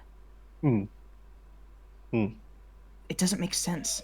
Ragnarok and Shapeshift, they would have been monitored 24/7. There had to have been some kind of lapse of judgment. I think it was intentional. Something must have happened. It's a crazy theory, I know, and I don't really... It's up to you to believe me or not, but Fine. I think- I'll play along with this. thank you. If we can get that mole, they can tell us where Ragnarok hides, or at the very least, tell us more. That's assuming the mole's willing to talk. I if the Narramancers can't make him talk, I can. All right, what are you planning on doing? Well, if you guys aren't able to make the mole talk, then a little bit of persuasion would be necessary. When you say persuasion, do you mean Asahite variety? No, I have a bit more, Oh, thank God. I would have a bit more tact. Yeah. Also, I've been watching a lot of noir movies, and I feel like I've got it down. All right, which kind of war movie? Like, which ones? Noir movies? Oh, like the old Oh, ones. noir. I thought you said war. Because I No, was no, about to no, say no, no. I wouldn't use Apocalypse Now as a template. No. I'm talking about noir. The Yeah, I know. I know. yeah. Like, Anyway, Roll awareness, Eli. 16. You may have been binging a lot of noir movies, but we don't know what you're actually watching. There's this noir season of Super Park Rangers. Son of a bitch! Oh, don't tell me that they know us.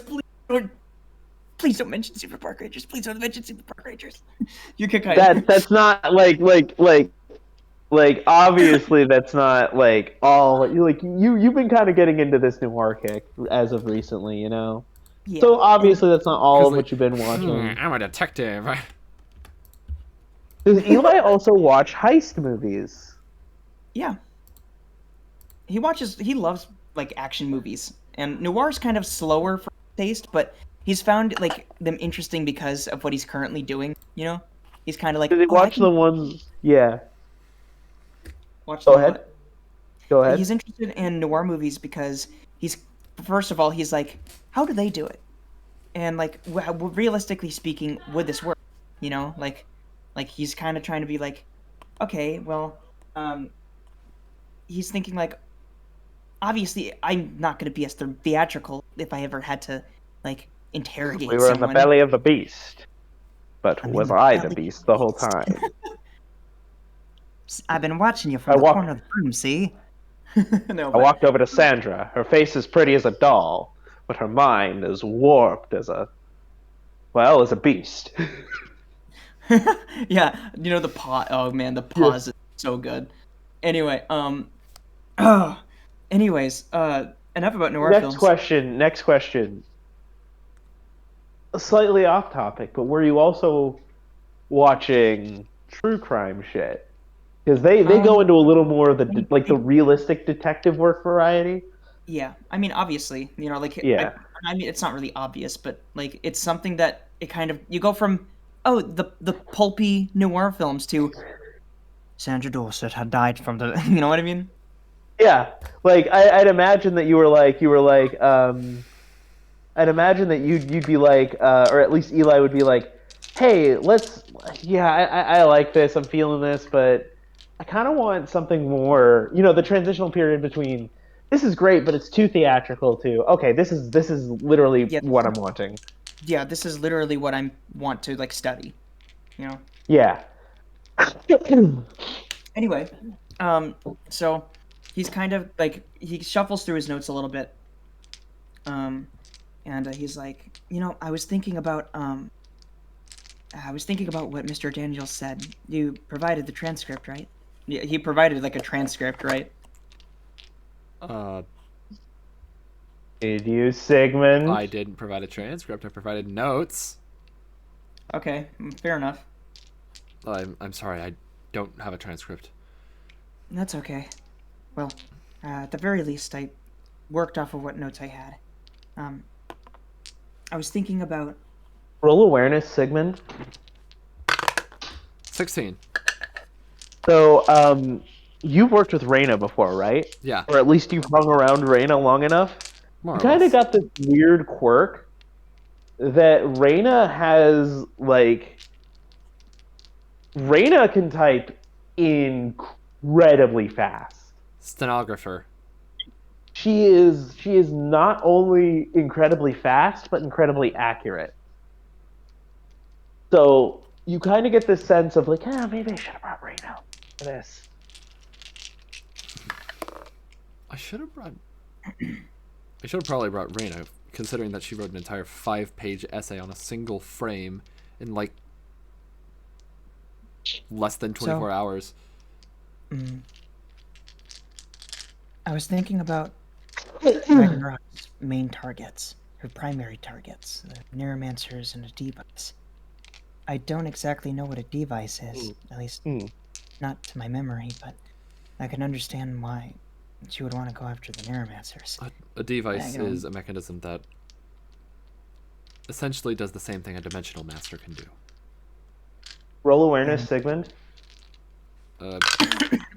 10. So you kind of get this idea that there are plenty of different types of devices. The one that Ragnarok is seeking are the ones that basically function identical to dimensional masters. But a device is a pretty wide term. What you kind of understand of that is that in order for something to be classified as a device, it has to be able to interact with other dimensions. But you understand that the one that kind of Ragnarok's after are the ones that could leave this dimension. Right. Well, okay, not necessarily just like a dimensional master, but that's the one that Ragnarok is after. It just has something to do typically with some way of interacting with dimensions. Not necessarily just transporting across them, but in Ragnarok's case, that is her goal. I see. Well, yes. I've noticed, judging from the notes that you've given me, her tactics have shifted from reliance of Artimancers to direct action. Meaning it's likely that should any more Ragnarok activity be had, we won't be seeing her Artimancers. Or at least, another possibility is we will be seeing some of her Artimancers. Either way, we best be on the lookout. Exactly. Well, you mentioned something about black eyes. Yes, in the video that Reyna got this idea from, and the one that allowed us to find Daniel's, his eyes had turned black for a single frame. Likely a kind of activation measure or something. Oh, certainly. Or perhaps, I'm also under the assumption that Mr. Daniels doesn't remember his complete involvement due to possible mind takeover from Ragnarok. I think that's what we were seeing, if it wasn't just simply Ragnarok using her powers at it. It's hard to say for certain because, who knows,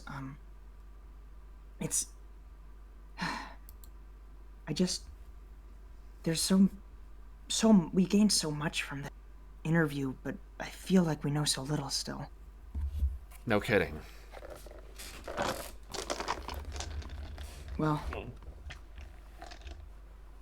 at the very least, it gives us something to point us towards. She doesn't have any particular targets other than the Narramancers, which is why I'm asking you to go after that mole. Or at the very least, keep your eyes out. I'm gonna talk to Miles about it too. I think he's ready to know. All right then. It's best to inform. So, roll awareness, Sigmund. Advantage. Actually, roll awareness, both of you. Advantage for Sigmund still, right? Advantage for both of you. All right. That's a Well, 7. first one's a 7. Well, that's a 17. The other one was a natural 1, but I'm gonna ignore that because Yeah. advantage.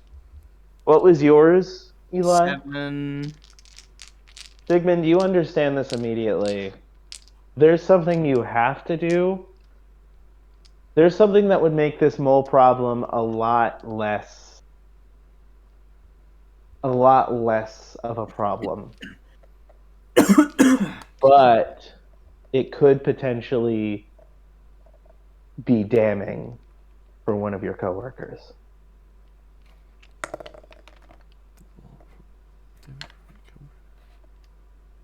Which...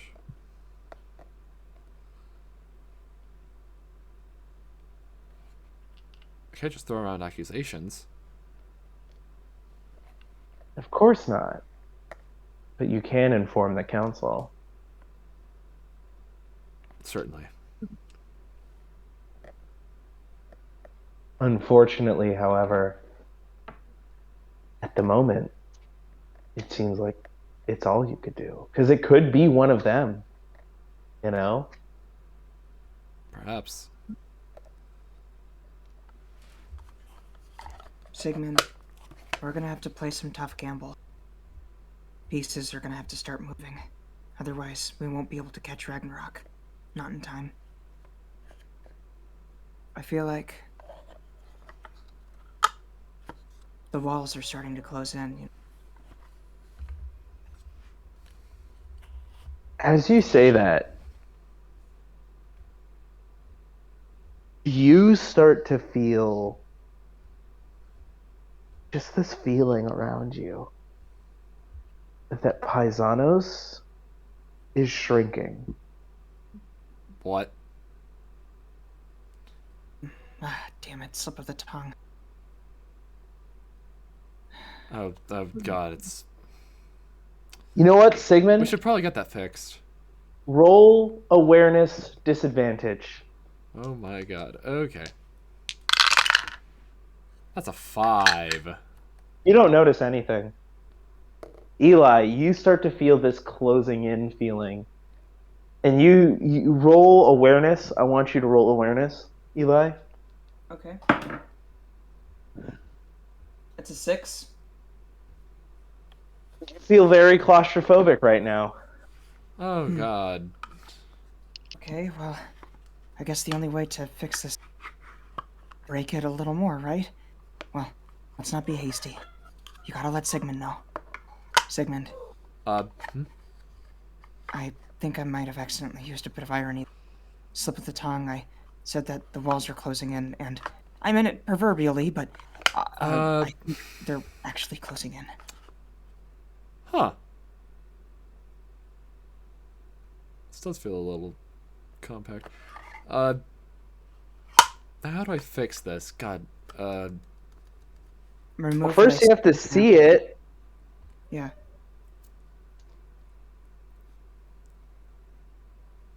so do I just look around the building, be like, oh damn, building's small.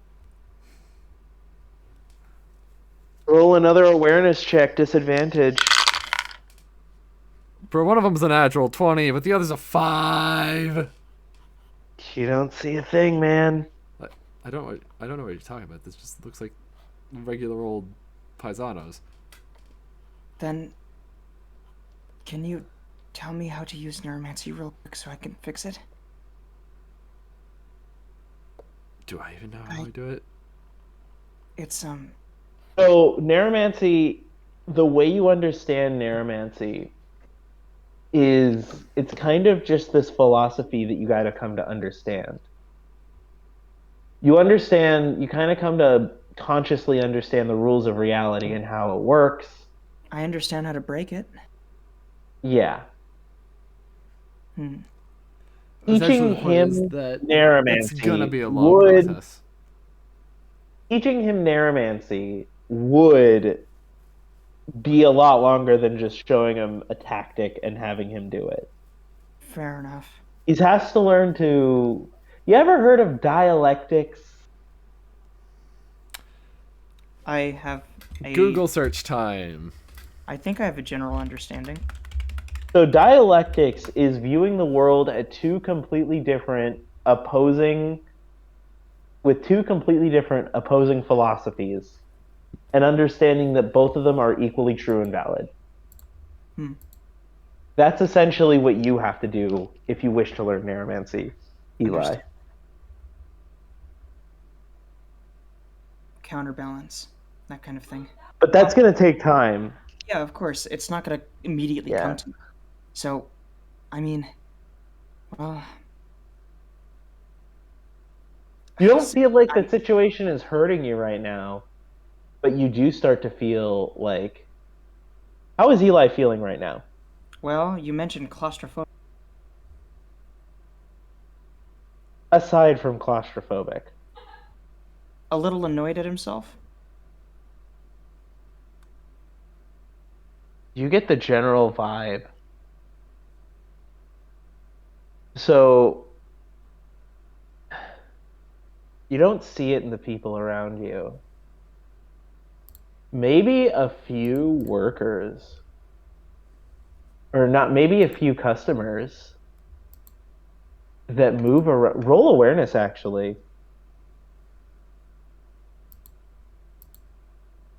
That's a fucking 5. What is wrong? So a few customers, as they pass by your table, give you annoyed looks. Is this my perception? I'm wondering if I'm just seeing things.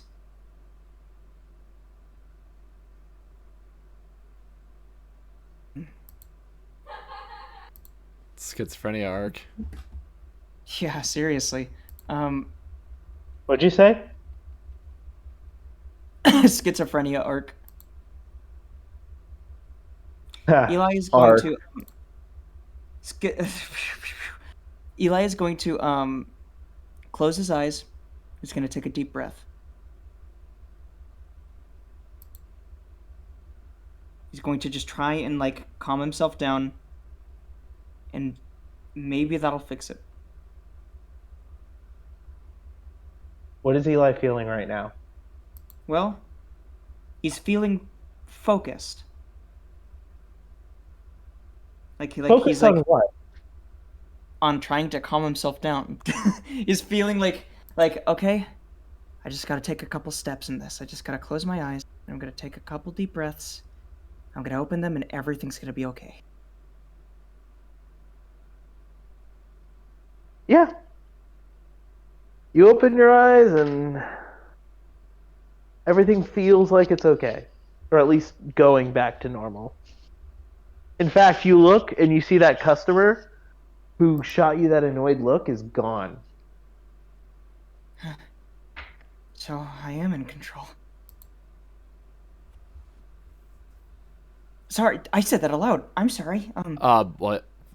What? It's I was just I was I was proving something to myself, really. I'm yeah. Yeah. Um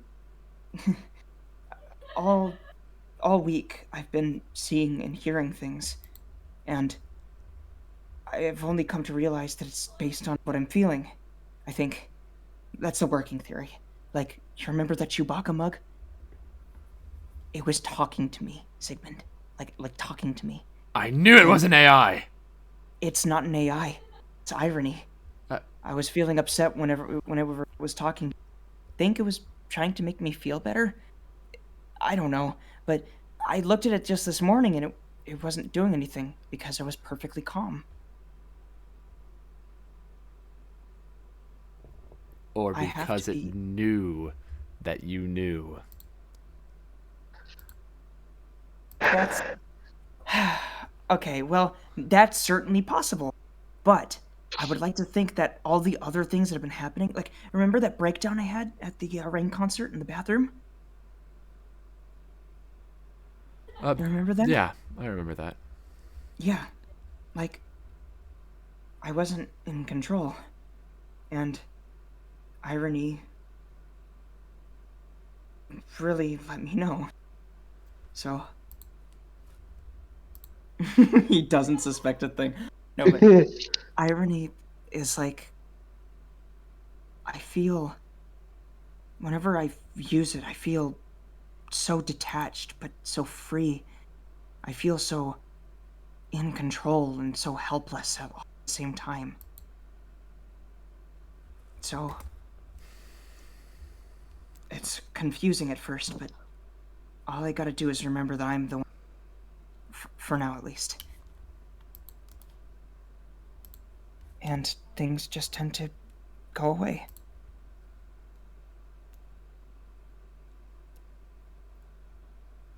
I think that's how it's supposed to work anyway. Yeah.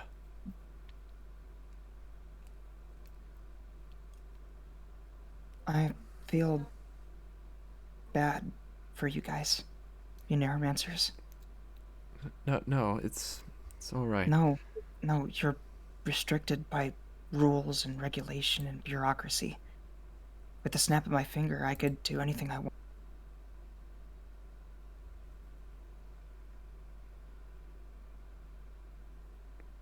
But at the same time, there's a purpose to it, you know?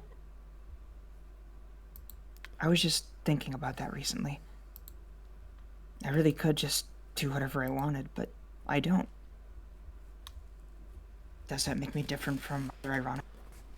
I don't know. I suppose so, because you didn't really let the power go to your head, but at the same time, I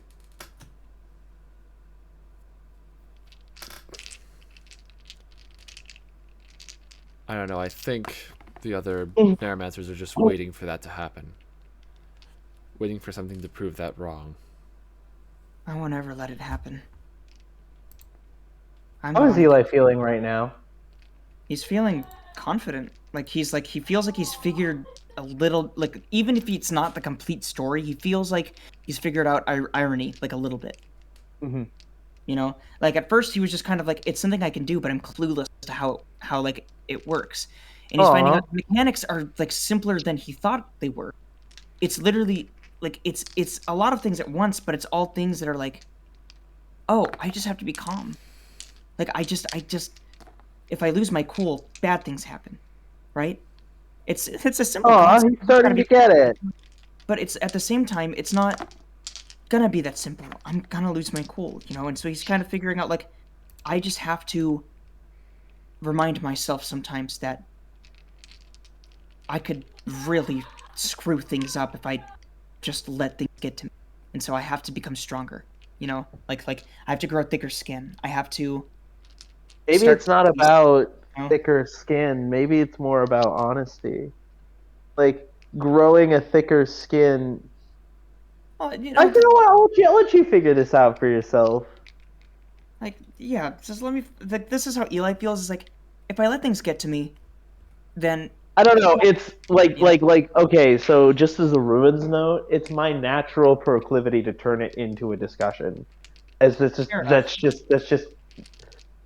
just generally how I write. Is I like people to think, and I like discussing work. So therefore, I like my work to be discussed. Therefore, when talking about my work, I tend to lead it towards a discussion. But that's not my discussion to have anymore. That's your guys' discussion. Fair enough. So, what is it like using Narramancy?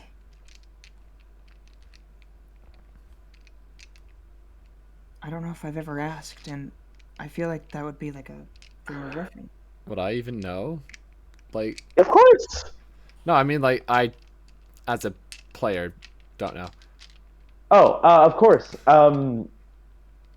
What is it like using Narramancy?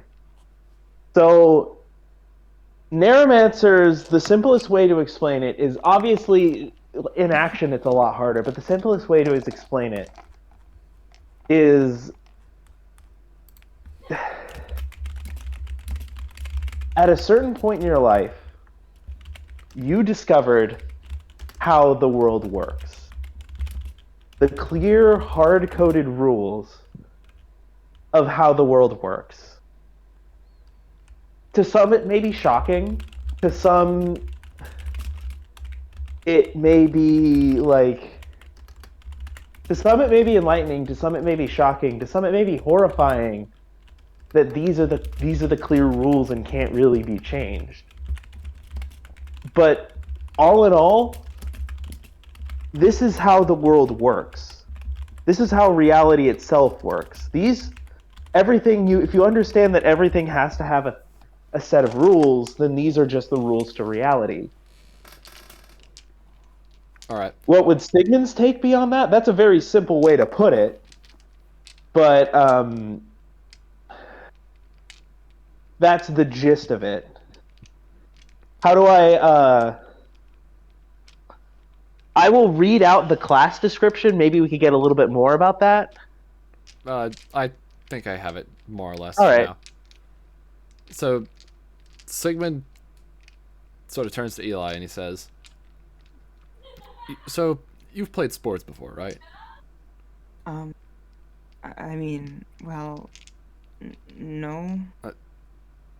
You have never played sports before, not once in your life. Roll Well, awareness, I mean, Sigmund. 13. There's another thing you could easily relate this to, right? Any game, perhaps a mobile game that you guys both play. You know what? Fine. So in Super Park Rangers Bonanza, there are certain rules that you have to abide by with the game, right? yeah. Think of reality in that way. Within reality, there are certain rules that we have to abide by. We can't break the laws of physics. We can't stretch our bodies like a piece of gum. We can't survive being crushed by a massive safe. Ironimancy is effectively the same as having a cheat code that allows you to circumnavigate or entirely ignore those rules. I see. Meaning that with Ironimancy, you could stretch yourself like a piece of gum, I made or myself survive a fall of 1,000 feet. Or maybe shrink down to 1 inch. Or drop shrink disco ball. down to 1 inch. Oh yeah, So, I can do that. Eli. Yeah. You don't even know that he did that. Or do you? I'm pretty sure Eli told him at one point. Yeah, he did. Yeah. So there's another thing you kind of understand about Narramancy. Specifically Narramancers. So obviously laws are formed. So obviously you understand that laws are formed as like the rules of society. But those laws don't just uphold themselves. You have people that uphold those laws as well. People like cops, people like the court, people like the moderators on Federal Super Park agent. Rangers Bonanza.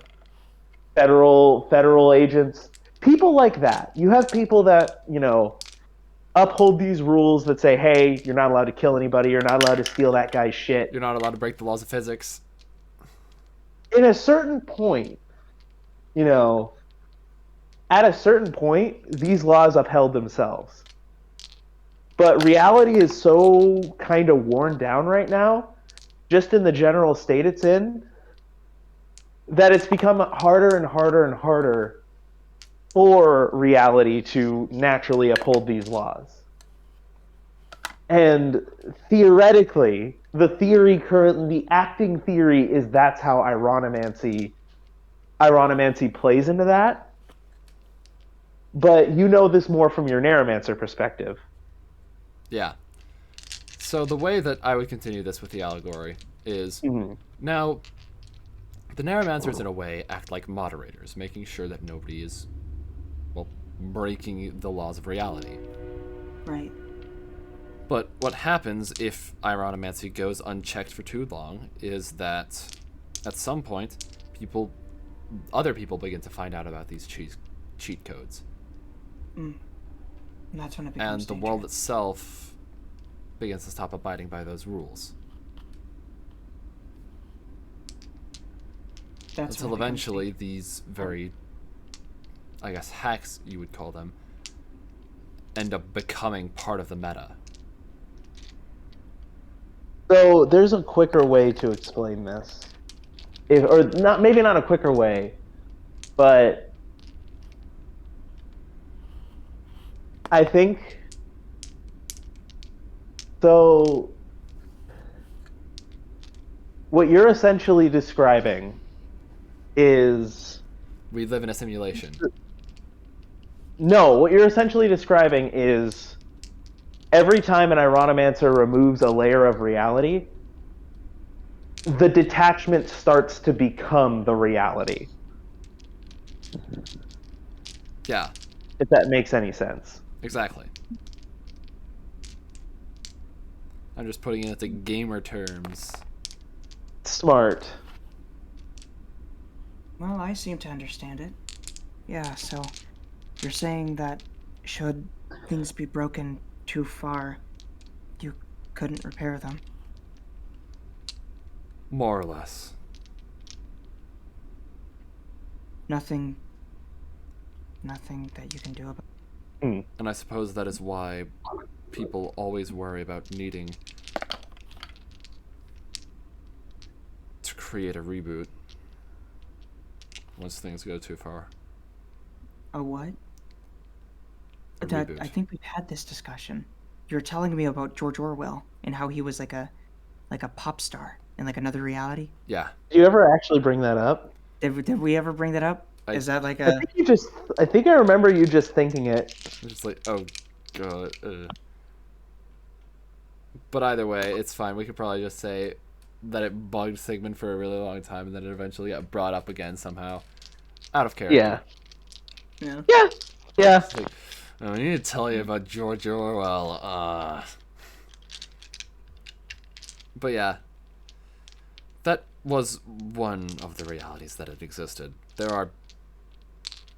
Or one of the timelines, I suppose, would be the proper term. But the point of the matter is that once things go awry too far and it cannot be repaired any further, then the Narramancy is capable of doing something called a reboot. Which means that we go back to the very beginning. To the very beginning. But of course, it's not a perfect repetition by any means. There's always going to be variables. Things will always be different. People make different choices. I think I get it. Certainly. After all, if it weren't for that, we wouldn't have pop star George Orwell. The best point of comparison is think of a famous movie franchise that has been rebooted and how it was never the same as the original. Right? Yeah. I can see it like that, yeah. Yeah. There's always something slightly different. There's always something slightly different after every reboot. Yeah.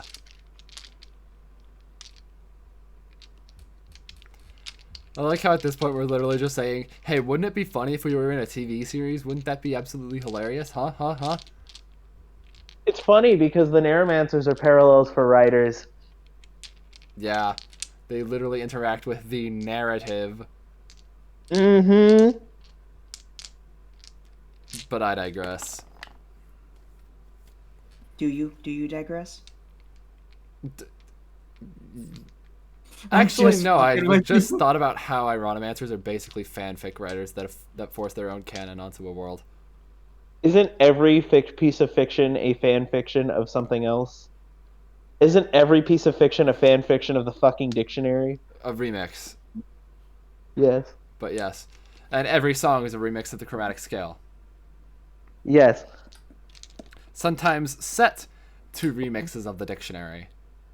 At the moment, reality holds itself up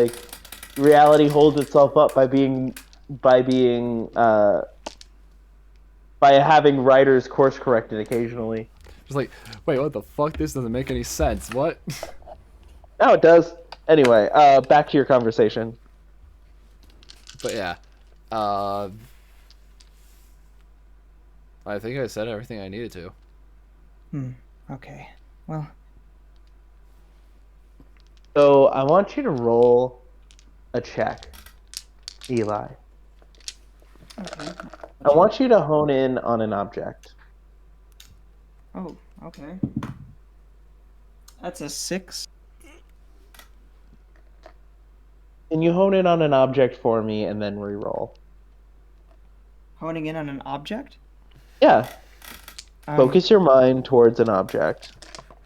Well, there's a painting that's a little distracting behind Sigmund. All right. What's the painting of?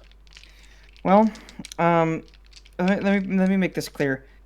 Have you ever seen those paintings of like the dogs at the goddamn Yeah, blackjack table? Yeah. That one. Yeah. Eli hates that painting with a passion. Why is The one that? with the He does not know. He doesn't know, but he's always hated that painting. So, okay. So it's been bugging him. So I'm gonna have you make a roll about that. But I'm gonna 13. have a no. Okay. Hold on your roll. Okay. This is important. Wait, you're telling me they have this fucking painting? Yes, I fucking I hate that painting, and I don't know why. Why do you hate it? Oh, jeez. Dogs That's- playing poker. Yeah, it's funny animal doing human things. Anyways, what were you saying? I'm gonna have you make a roll, but instead of imposing disadvantage, I'm going to impose a -2 modifier to this specific roll. Oh, okay. Let me re-roll then. So, you know what 2 minus 3 is? 2 minus 3. Yeah, 3 minus 2 is 1. God, I fucking hate that painting. God, I fucking just hate that painting. You're staring intently at the dog photo, trying to maybe understand Sigmund's words, but they get interrupted immediately by fuck that painting. What the dog doing? Why would you have dogs in? That's not how dogs sit. Dogs don't sit like that. Why are there realistically we drawn talk about dogs? that goddamn like British fucking bulldog that's like that English bulldog that's like cheating and is actively giving cards a little fucking terrier run? That pisses me off so much. Someone with his foot like a fucking monkey. So yeah, maybe not just yet. But yeah, no, you're thinking about that fucking dog painting. But you did heed Sigmund's words a fair bit. So there you go. So it's just like, God, I hate this painting so much. No, fuck the painting. Fuck this painting. God, why does the fucking... How are they even holding the... How are they even fucking holding the cards? You know They have... It's bothering me so much. I'm just gonna... You know what? Can I like make a slight nudge? I want to take the nail that's holding that painting up, and I just want to push it out. Roll accuracy. That's an 18. Yeah, that painting fucking falls. Sigmund turns behind him.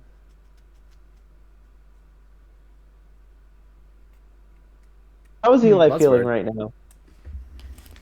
Like he's just gotten some retribution. Like Finally, Like, the fucking dog painting's dead. tranquility. So All you my see homies like hate fucking... dog painting. Just in the corner of your eye, you see a large, what seems to be like a large group, like a large party or something, that were playing a card game, just all like annoyedly put their cards down. Huh? Why are there so many dogs playing poker? Why is Don't there tell two of them? Why are there two paintings? Why are Not there two three paintings? You just see a group of people who are playing a card four game of them. who just fucking put the goddamn who. What? There's a group of keep people who making put their fucking they're- cards down in annoyance because they're losing. They just keep making these fucking paintings of dogs playing poker. Hey Sigmund, What? that painting over there, the nail was really loose, right? Yeah, I think Yeah. so. Of Yeah, course. they're there. Just wanted to make sure that you said that aloud. Roll awareness.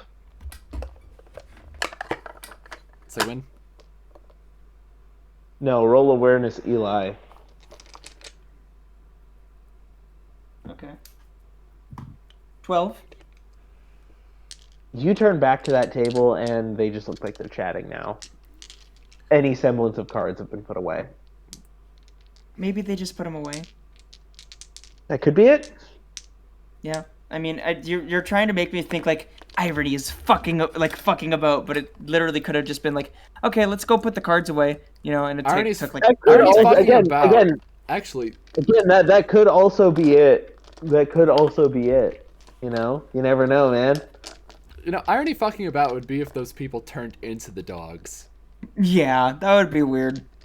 If I just turned around, there's just like a table of dogs. Table of dogs playing poker. Believe it or not, that's just one painting in a set of fucking 18 Yeah, there's a bunch of them. Yeah. Anyway, made by I this know. one dude. He's just like, oh, funny dog playing poker.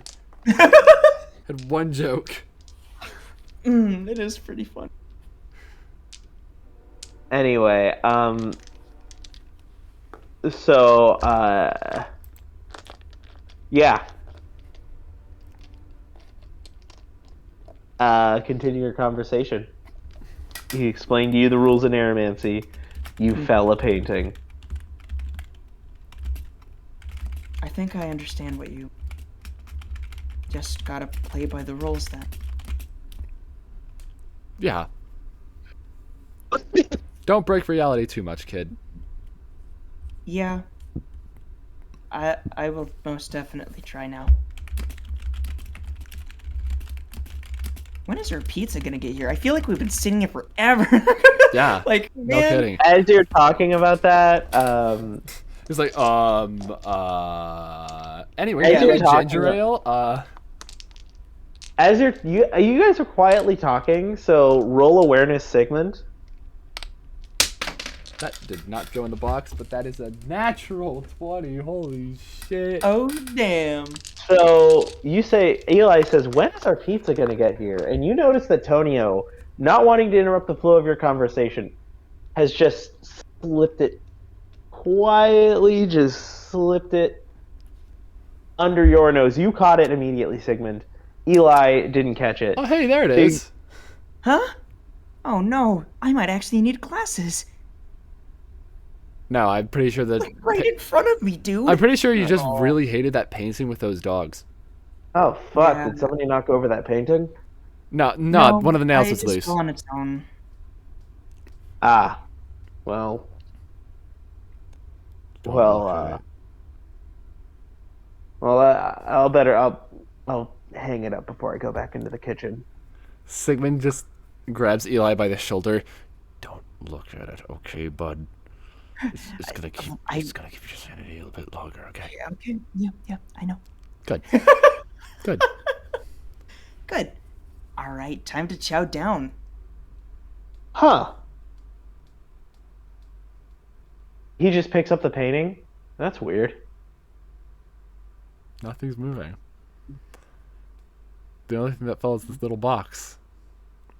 Do you question Tonio on his Huh, that's weird. No. I mean, Eli's gonna look over.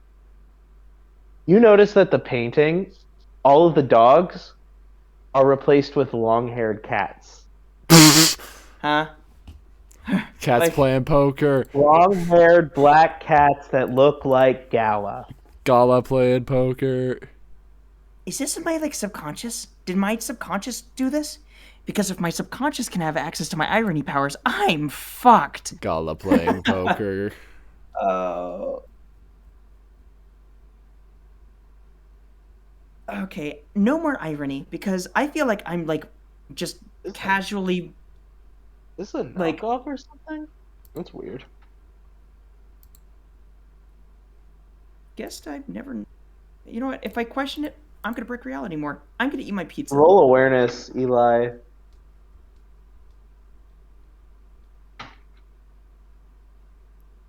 Six? You have a slight glance of like, huh. Jamie would think this is kind of cute. I gotta talk to the owner about this. He loved this painting. I mean, why wouldn't you? It's like dogs playing poker.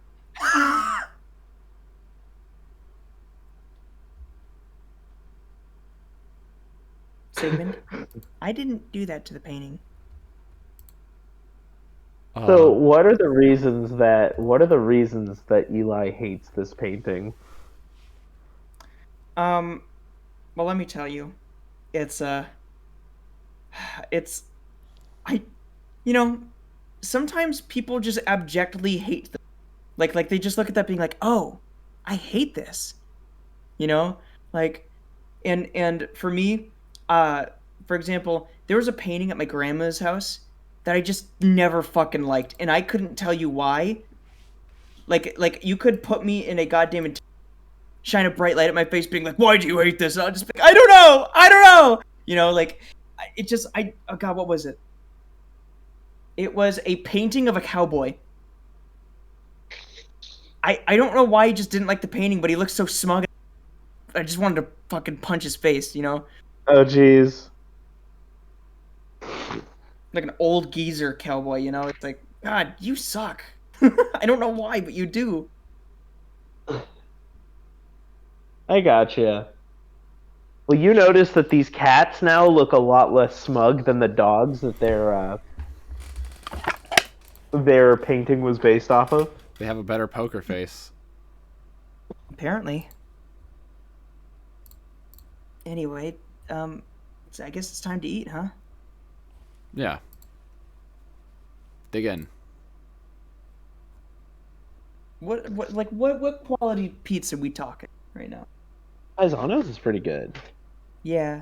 I wouldn't know if it's your favorite pizza in the world. In fact, it's probably not. Because, you know, at a certain age, everybody kind of has their favorite pizza place. But it's good.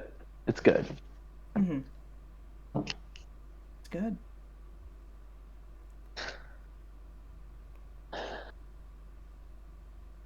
Is there anything else that you guys wanted to discuss? Not discuss.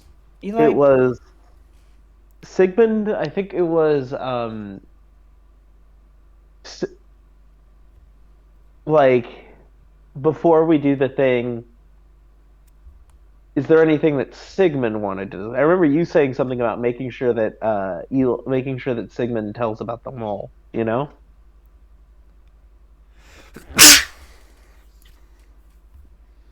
But I think we went over that. Yeah. Hayden, you good?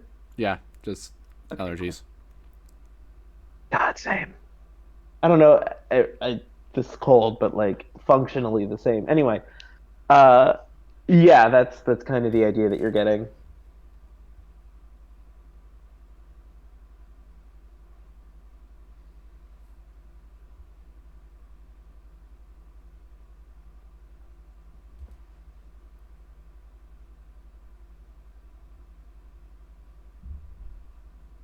So, what do you guys want to do from here?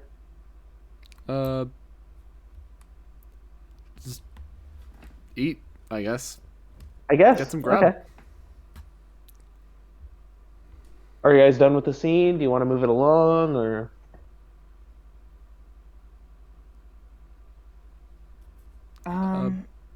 I mean, yeah, I think so. I don't Okay. really like, you know, it's not really a whole lot else to say. Eli said what he This needed is gonna be. This is gonna be. So you guys know that this is gonna be the final time that Eli gets to speak with Sigmund for a Well, they while. don't know that. That's the problem. They don't know that. But do you, as Luke, and you, as Hayden, want to make sure that anything gets said while you guys have this opportunity? Well, before they leave, Eli's gonna be like, about the mall, Sigmund, be careful, okay? All right. I have a suspicion that they might be onto what we know about them. Especially since you went to interview Mr. Daniels, it's safe to assume that we're not the only ones who know that happened. All right. Hey. Thank you for everything. Really. I just feel like you don't really... I feel like Narramancy is a thankless job. Just wanted to make sure that you knew that. Well, yeah, we can't really just put ourselves out there and say, "Hey, I'm a Narramancer," you know. I mean, You guys we say could, this like, as you're. third You people- guys say this as you're like walking outside of the pizza place. Yeah, I mean, you know, By the there's way. not really anything you could do about that. Yeah. Yeah. All right. Well, I guess I'll see you later, huh?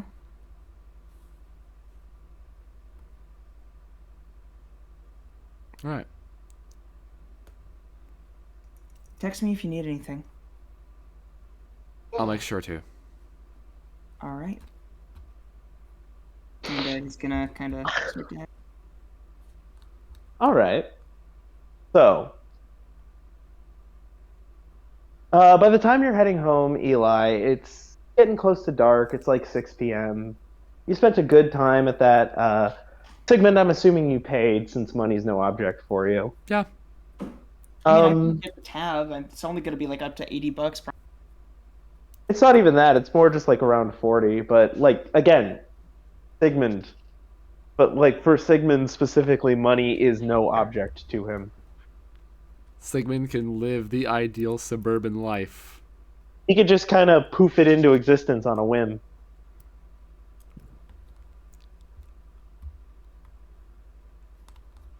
Remember skating night? Remember Asahite? I casually hand this man $100 bill. Yeah.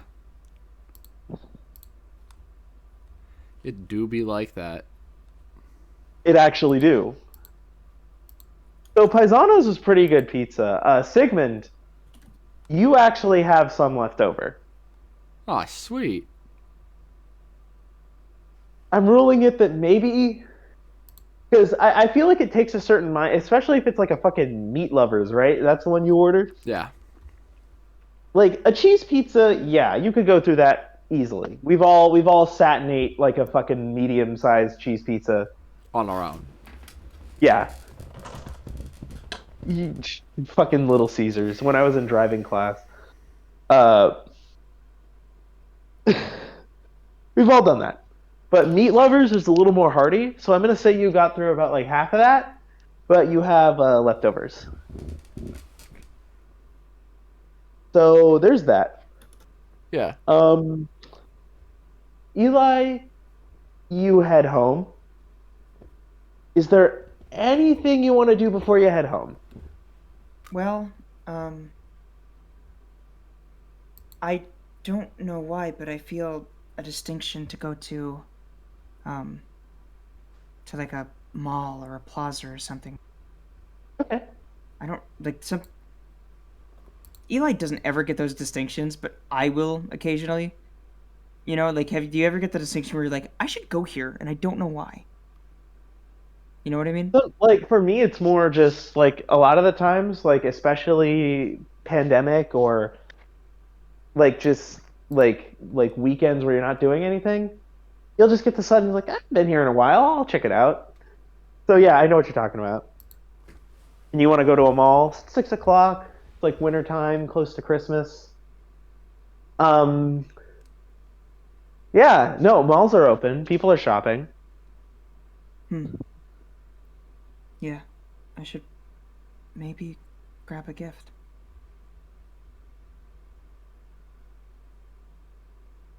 So, at the mall,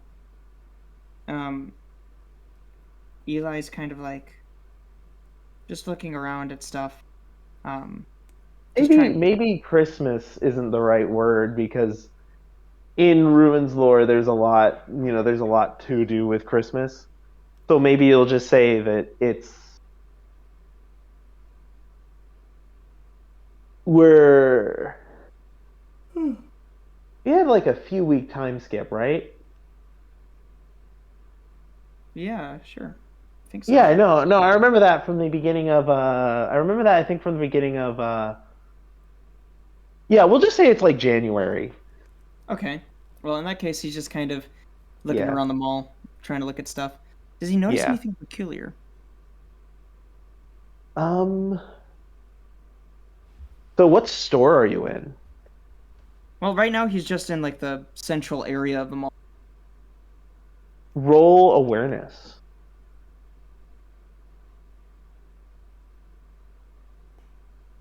Six. I'm getting a lot of those today. Actually just rolled it with advantage. That's a 9. You notice a lot of the general stores.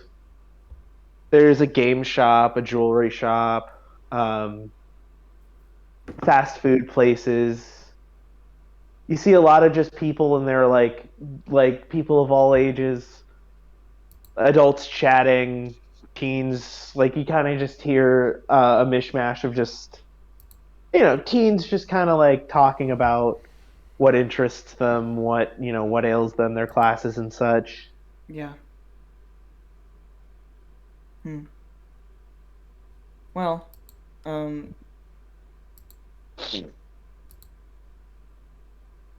the thought does cross his mind that, like, yeah, any of these people could be Ragnarok, but the likelihood is not very high. After all, Ragnarok's seen me, and if they saw me, they'd bless you. They don't They'd suspect probably, a thing. yeah, they'd probably run away. You're safe. ...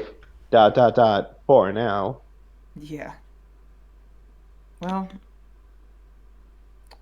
maybe Is there anything specifically you're trying to buy?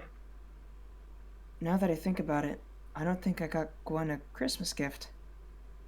I know she didn't get me anything, but I should probably make up to her somehow for all the stuff that I accidentally have put her through. So, real talk, I'm still trying to kind of figure out times and places and years. Originally, the goal was like when we started this, but we've been kind of taking it daily, and that hasn't been equating to the real world. So, nondescript gift Yeah, for not just a reasons. gift. Yeah, yeah. It doesn't have to be for Christmas if it's Yeah. convenient. Um. Yeah. So Anyway, he kind of is like, Yeah. what does she like? I guess, like, clothes. Um. Maybe some like novelty stuff. I don't know. Little awareness. I know that she likes music. That's 19. No, I'm sorry. Scratch that. 15. Yeah. You see a music store, but you don't really have an idea of what kind of music she likes or what she has. You see a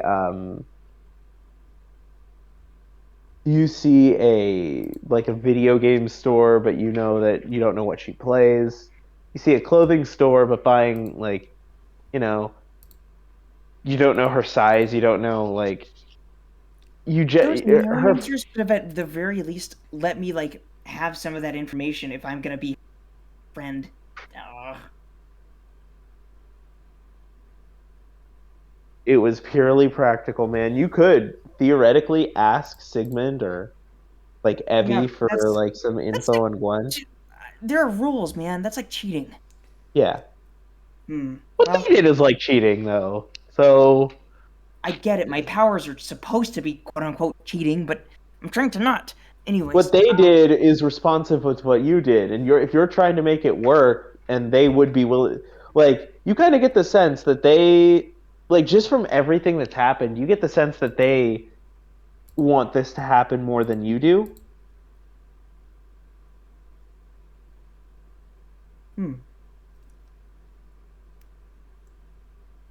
well, yeah, fair enough. Like, Maybe I'll just go into Hot Topic. They've got some tiny little baubles in there.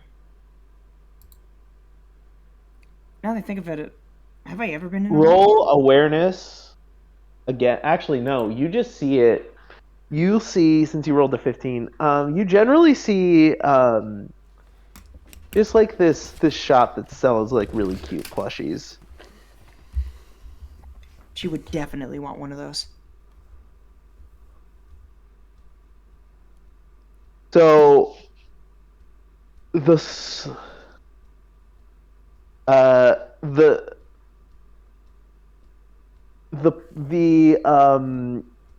the shop is called Memories Alive, and what it is these plushies are keepsakes. They're all kind of exclusive,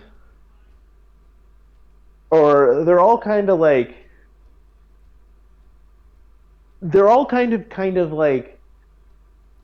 have the kind of this line that they'll roll out of different kinds of plushies, but the theme here you get is that once they're sold out, they're gone for good, and Gotcha. they release new plushies constantly.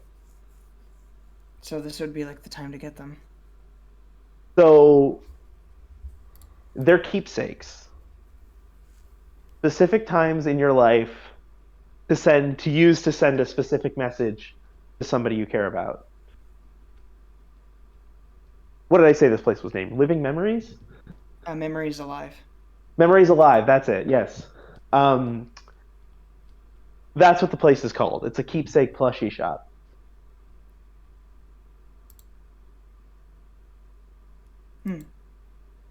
Well, I guess I'll have a look around then. All right. Any kind of animal you're looking for in specific? Well, she likes cats, but I can assume that she likes anything cute, really. You see a variety of different things. You see a bunch of like teddy bears. You see one with like that's designed with hearts on it. You see some that are like 50, like not 50, but like 5 foot tall teddy bears. Yeah, 50 foot tall would be concerning. But I yeah, said no, I meant to say like 50. Like I confused 50 inches. inches with 50 feet. Yeah, yeah. I No, got 5 foot tall teddy bears. That's what you see. I Hmm. still have one. I still have the one that Liz bought me. That's cute.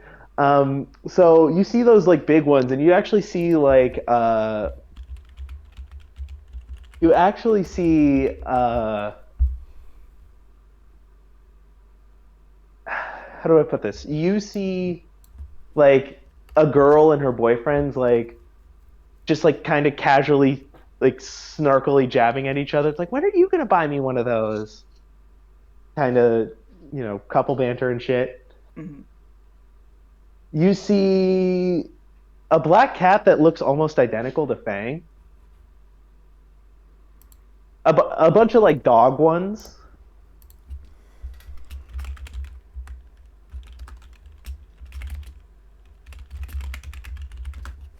Hmm. Some of the more obscure ones, like you see raccoons. You even see a red panda, but it's like very one of a kind. A red panda, huh? Yeah, What makes it one of a kind? it's the only one in the store right now. Yeah. Well, perfect, I guess. And he kind of goes to pick up the red panda and look like he's gonna look at it more closely. So it looks like a typical red panda design. You don't know if Gwen likes red pandas, I mean, but it it's a looks to small, be. cute thing. At the very least, it's not gonna be, like I don't think it'll be that much of an issue. Maybe it's just me. Yeah, something like something like uh something like one of these. Like, give me just a second.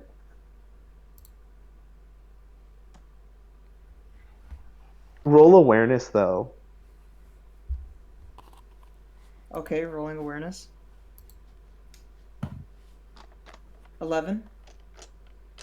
You would find like this will do, but you'd find it something more fitting. Like, theoretically this could do, and if you want to do it, that's fine. But you kind of get this sense of like, I should get something a little more representative of us. Yeah, I'll put this one down for now, and I'll round a little more. I'm not Like, done it's looking. just yeah.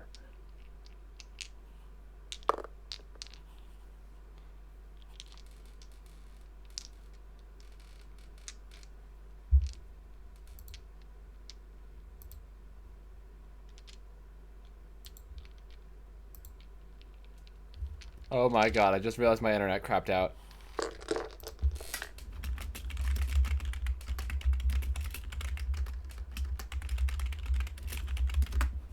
Okay. Wow, that's interesting.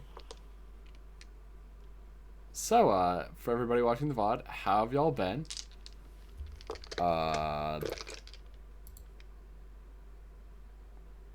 Well, I guess that does it.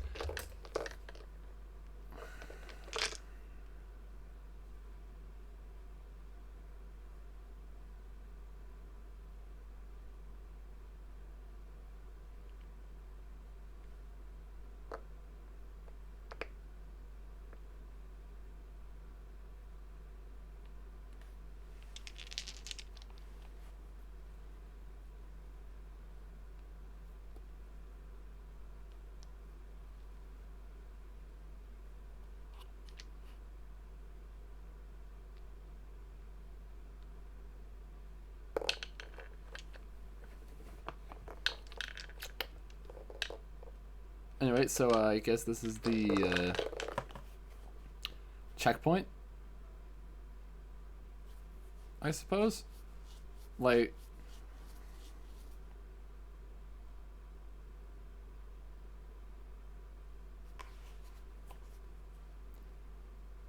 you know,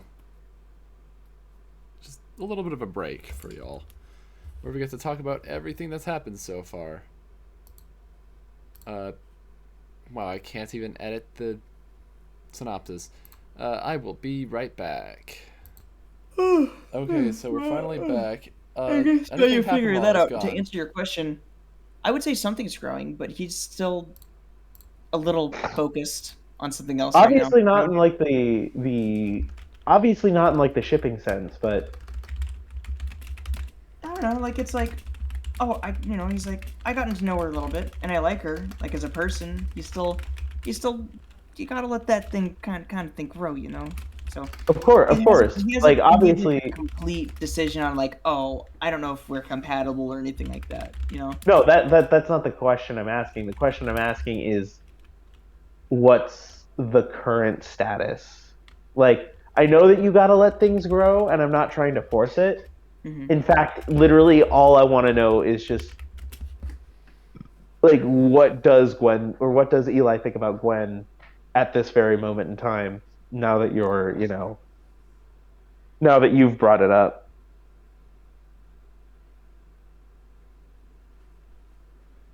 Look, wait, Again, what? I'll say it, again. I'll say it like, oh yeah, I like her, but it's not like it's not any particular serious feeling. Oh, like it's an in general kind of thing. He wasn't too sure of her. He he knew that he kind of had to trust her, but now it's a bit more genuine, and he genuinely likes her. You know. Okay. So if Gwen decided to up and quit helping you tomorrow, what would be Eli's feelings about that? Gwen decided to what? Just as a hypothetical, if Gwen decided to up and quit helping you on this thing tomorrow, Mm. what would Eli's feelings be about that? Maybe a little disappointed. Okay. Like he's like but he gets it. You know, this isn't something So that. it wouldn't be like, this is going to ruin our friendship and I can never see you again. But It's gonna kind of suck because it's like her skills could be like of massive use, yeah, not only for my personal situation but in general. And I feel like of course. Eli is Especially now with the current realization that irony has some tie to emotions or yeah. emotional being that you just had. My favorite character But is the group therapist that needs a therapist themselves. Favorite I was archetype. being Best. funny. I was gonna say that, like,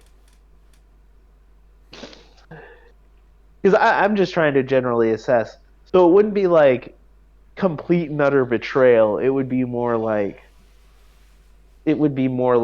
I get it. Maybe we could still be friends, even though I'm going through some crazy shit right now. Oh god, why is my brother gaming? I'd imagine that would be the feeling, you know?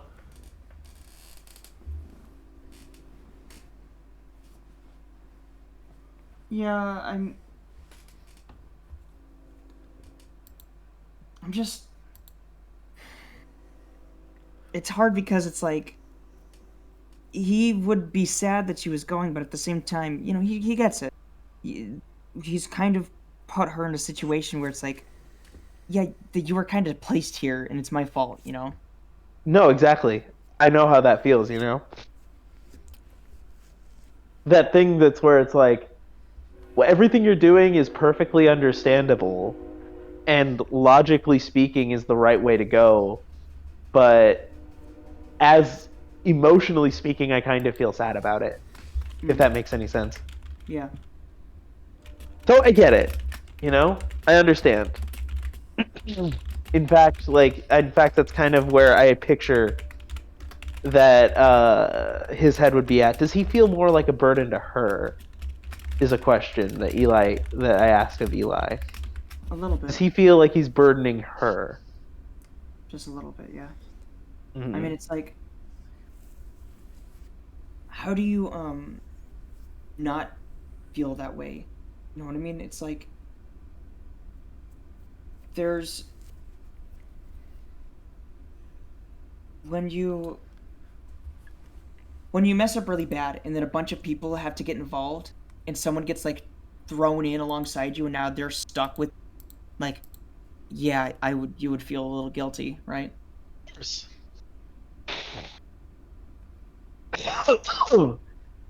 Bless you. The question, or at least my goal, and I don't know how you guys would go about this. You could tell Faith this.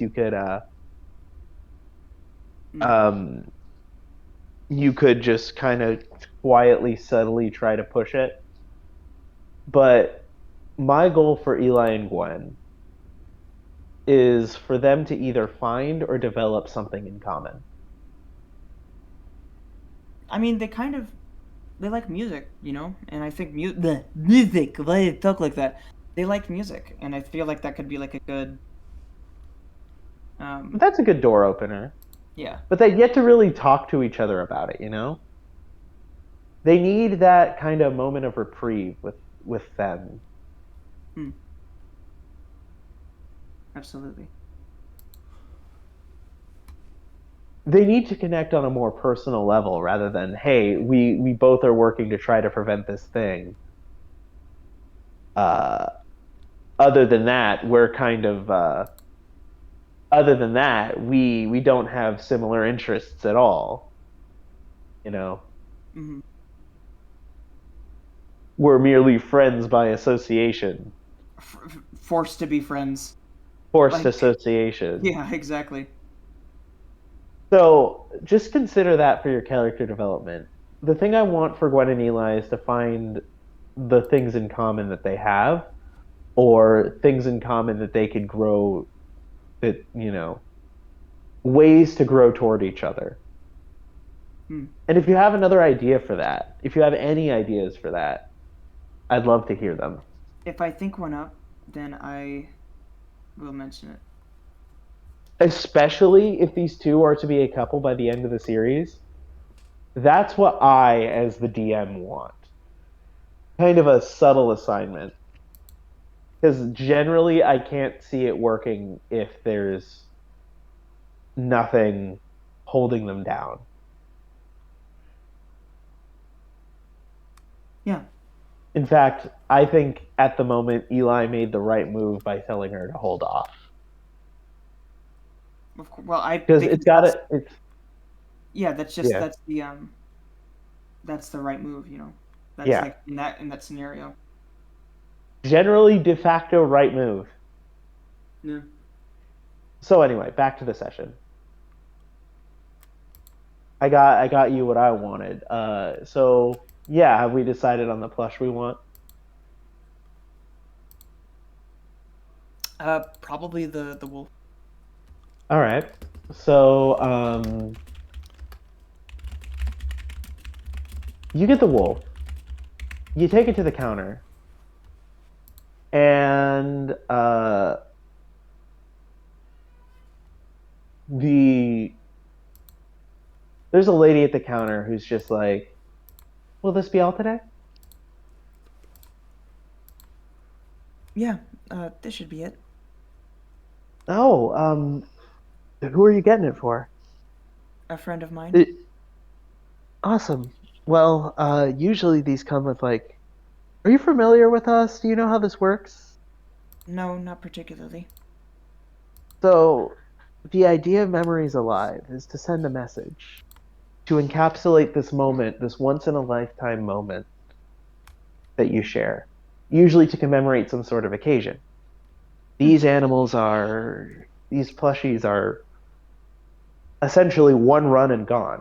So when they run out, they don't restock. They send us new plushes, but They're not the same. they're not the same. Gotcha. Well, and I do suppose she deserves a thanks. So yeah. Gee, huh? Your girlfriend? Just a friend. Ah, you could be honest with me. Fresh? Um, I don't think so, at least. So roll awareness. Fuck, I just threw it. Hold on. Nice. 18. What'd you say? 18? So you actually do recognize this person.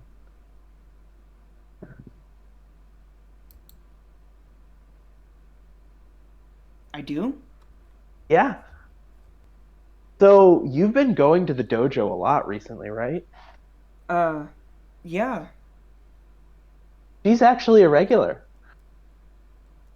You've never trained with her personally, but she is a friend of Yuzu's who comes to the dojo and participates in practice herself. I see.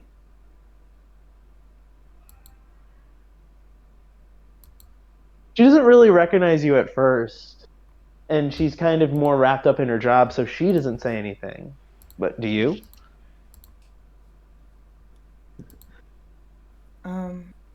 Is now the right time? Like, should I, I mean, you recognized her. hmm. He's gonna kind of, like, casually, like, as he's writing down something on the card, he's gonna casually be like, so, you go to that dojo? The, Huh? the, the sword one? The sword dojo? Oh, yeah, it's. Actually, now that I think about it, I think I've seen you there a few times. I'm there a lot, actually. You must be a huge fan of that sword thing. Sword thing? It's Yeah, practice, like an art. I see. I wish I had more time for it, honestly.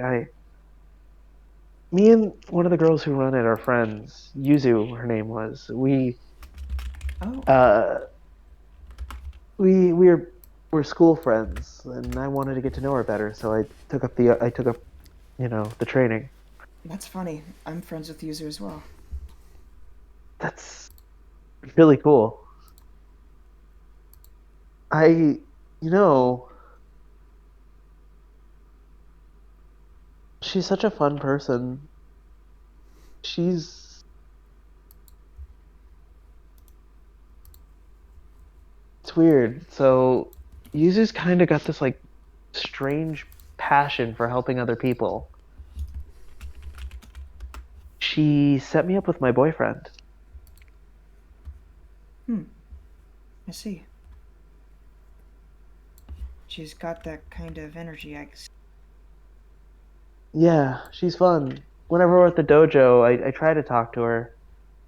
She seems to really like you guys, though. You and your little group that come.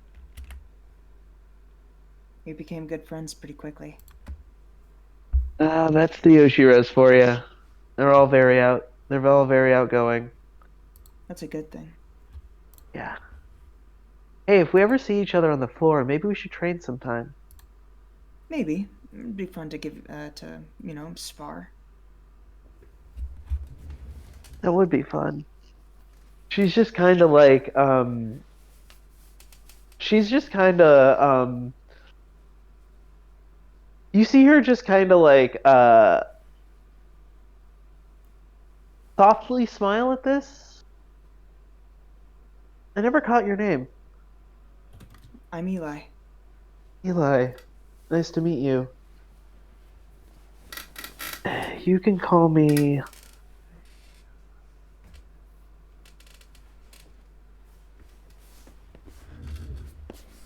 You can call me Charlotte. Charlotte. Sounds good. Good to meet you. Yeah, same. So, what got you into sword fighting? Necessity? She kind of tilts her head at this. Necessity? Yeah, sorry. That was just a. I was gonna Just, say. you see stuff on TV shows and then you. Hey, I could do that. And, just gotta find out how. You know? Yeah.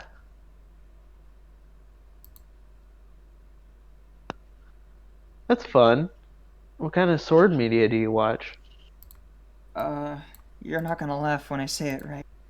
Super Park Rangers. No, everybody's a fan of everybody's a fan of something. It's Super Park Rangers. Oh, yeah, I think my brother watches that show actually. That's cool. So it's weird, right? I'm a fan of like magical girl shows, like Sailor Moon, Rabbit Saviors, stuff like that. I see. And Sailor Moon in particular has been going on for a really long time. They kind of developed these sort of traditions.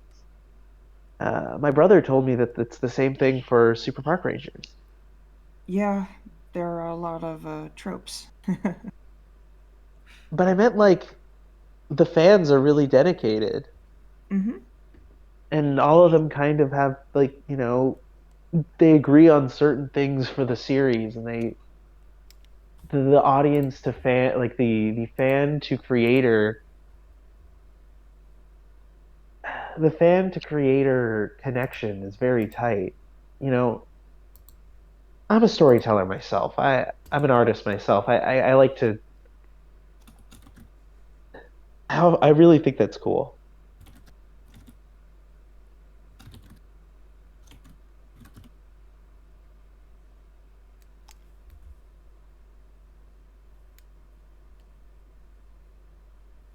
Right. I'm sorry, I just got lost in a train of thought. Hmm. I Oh, if you appreciate need me to all leave the you help be while today. you write your poem or while you write your statement, I can help the next person in line. Yeah, go on ahead. Sorry. Awesome. Um, by the way, is there anything you want me to sew onto the? She just points to like the wolf's paw. There's like a there's like a place where they could sew like a signature or like a design or something. A signature design? Um, Yeah, in order to work here, you have to be pretty crafty with sewing. I see. I'm a Well, artist slash cosplayer, so actually I have an idea. okay. You see this symbol on my necklace? And he holds up his necklace to kind of show her. What's the symbol? Here, let me just pull up a picture of Eli. It's it's the cube inside of the cube. Is the best way It's I a could describe it. Tesseract. Roll awareness. Okay. 12? You think about that, but is there something that'll connect? Is there something more representative of you and Gwen's friendship? Hmm. What other than rain? Ugh. um, Yeah. I mean,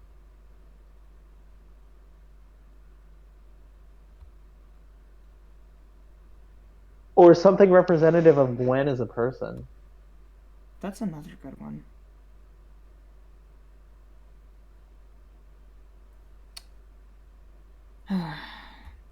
You know, you kind of see her point to the one paw, but you get the idea that all four paws could hold a design, like a small design, I got you. or like a name or something.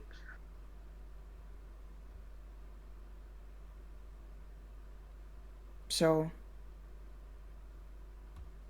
I got you. Um, I'm really bad at making choices. This is the break Justin, in your social anxiety. yeah, help, they're giving me choices.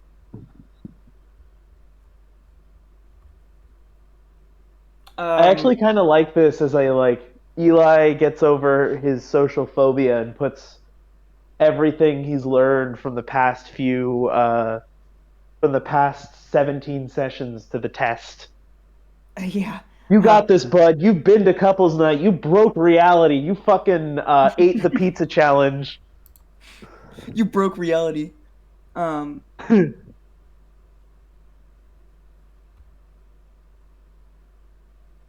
Yeah, so, do you have any suggestions? Well, these are obviously supposed to be very personal, so Oh, I see. I Okay. don't I don't know I don't know Gwen as a person, and I don't know you very well. I'm I, sorry. That's kind of rude. But if there's well, things that you could tell me about yourself, then maybe I could form an idea, you know? how about, um,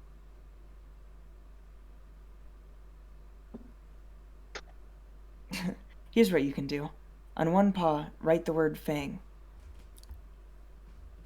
Oh, I okay. am pogging right now. She just writes on a piece of paper Fang.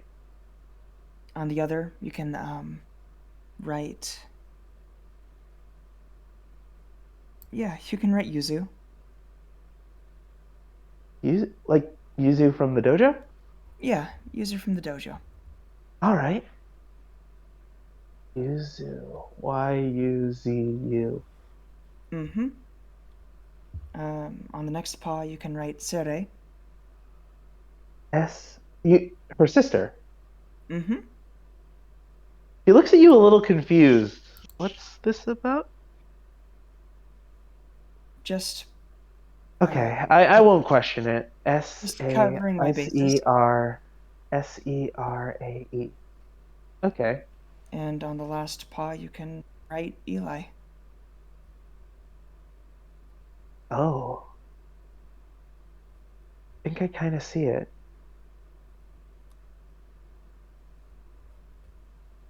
See what I'm trying to I think I do achieve? actually. She just smiles and she writes your name on a piece of paper. Eli, you're such a sweetheart. I, I honestly can't believe that we never got to know each other back at the dojo. well, I'm very intense in my training. I, I have like a regimen that I go through, and I don't really talk to a lot of people when I'm there. It's a multitude of things. One day when you do, we're grabbing lunch. Sure.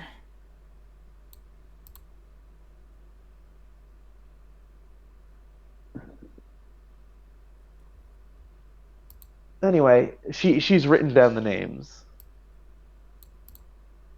Um, So, let me finish up this poem here. Or, I'm sorry, the statement. she kind of gives a suggestion. Uh, she looks at your thing. She notices it's a poem. She's like, "Well, this seems to be a symbolic piece that you're trying to go for. Mm-hmm. How about you manage to tie some of what you've written onto the wolf into your work?"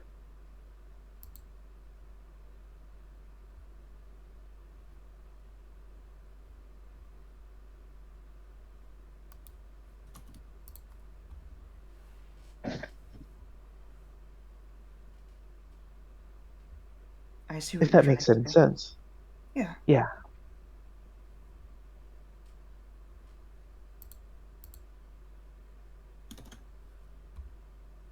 This is what she loves, right?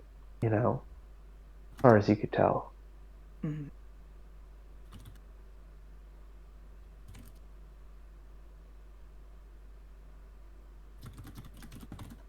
So find a way to make it come out in your writing. Obviously, I don't know this Gwen person as well as you I do. got it. I got it. She's just kind of rambling off. You tell like you look at her face and she's kind of like spacing out. You can go ahead and help the next guest. Oh, sorry. I'm sorry. I got lost thinking about poetry again. You're all good. Okay, weird question, but I'm gonna love to read it, whatever you come up with. I love these very personal poems, you know? Uh, sure. Thanks, Eli. She helps the next customer. You see that this person just brought up a fucking octopus. to the to the uh, um, to the counter. An octopus, huh? Roll awareness.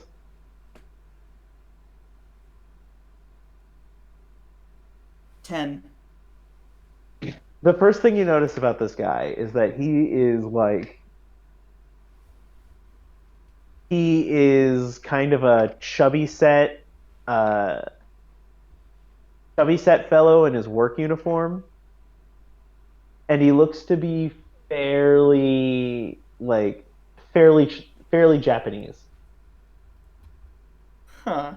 Or not like Mr. Ushiro level Japanese, but like you look like maybe one of his family members was descended from Japan. Gotcha. Interesting.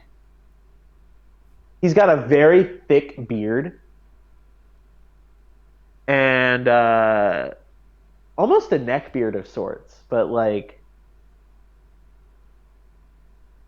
and he's still like you said, he's still wearing his work uniform, including his hat. Hmm.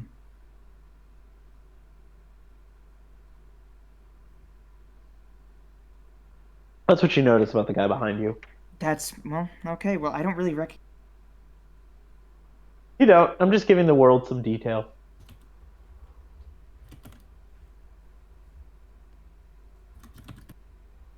You vaguely hear the conversation is that he works at this like sushi place and he's trying to ask out a girl that he's interested in. That they've been friends for quite a while and he's had feelings for her.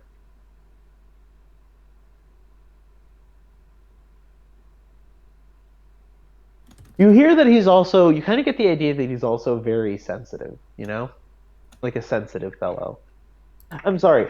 When I get into the head of like world building, this is kind of how it goes, if Yeah. that makes any sense. Yeah. Yeah. But yeah, that's what you get. And as you're writing your poem,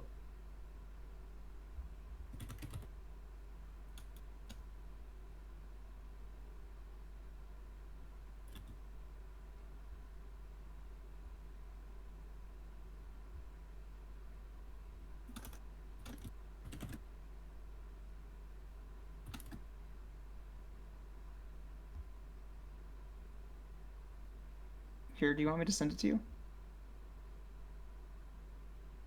what'd you say? Of Do you want me to send it to you? course.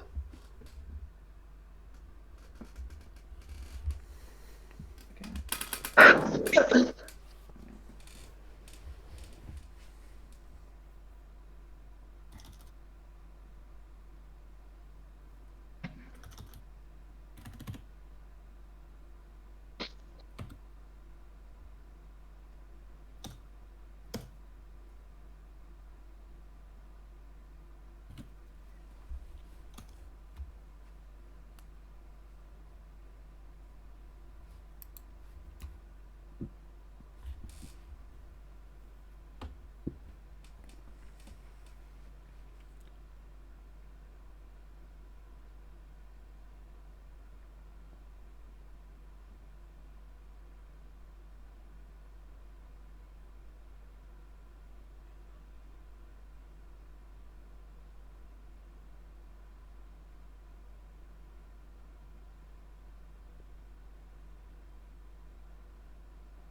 So, what do you think?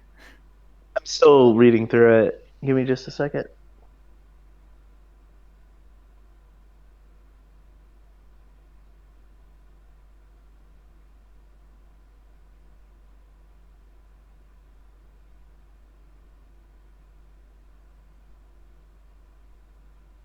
I really like it.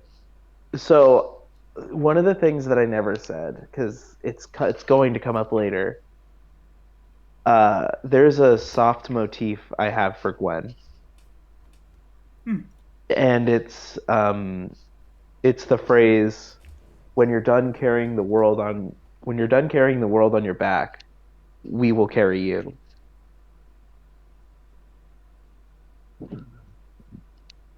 I can see. So I kind of really like this.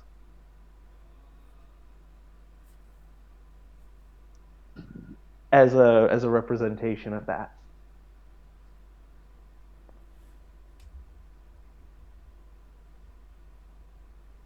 It's a lot of whatever Luke writes. I write in a kind of Hayden described it as impressionistic.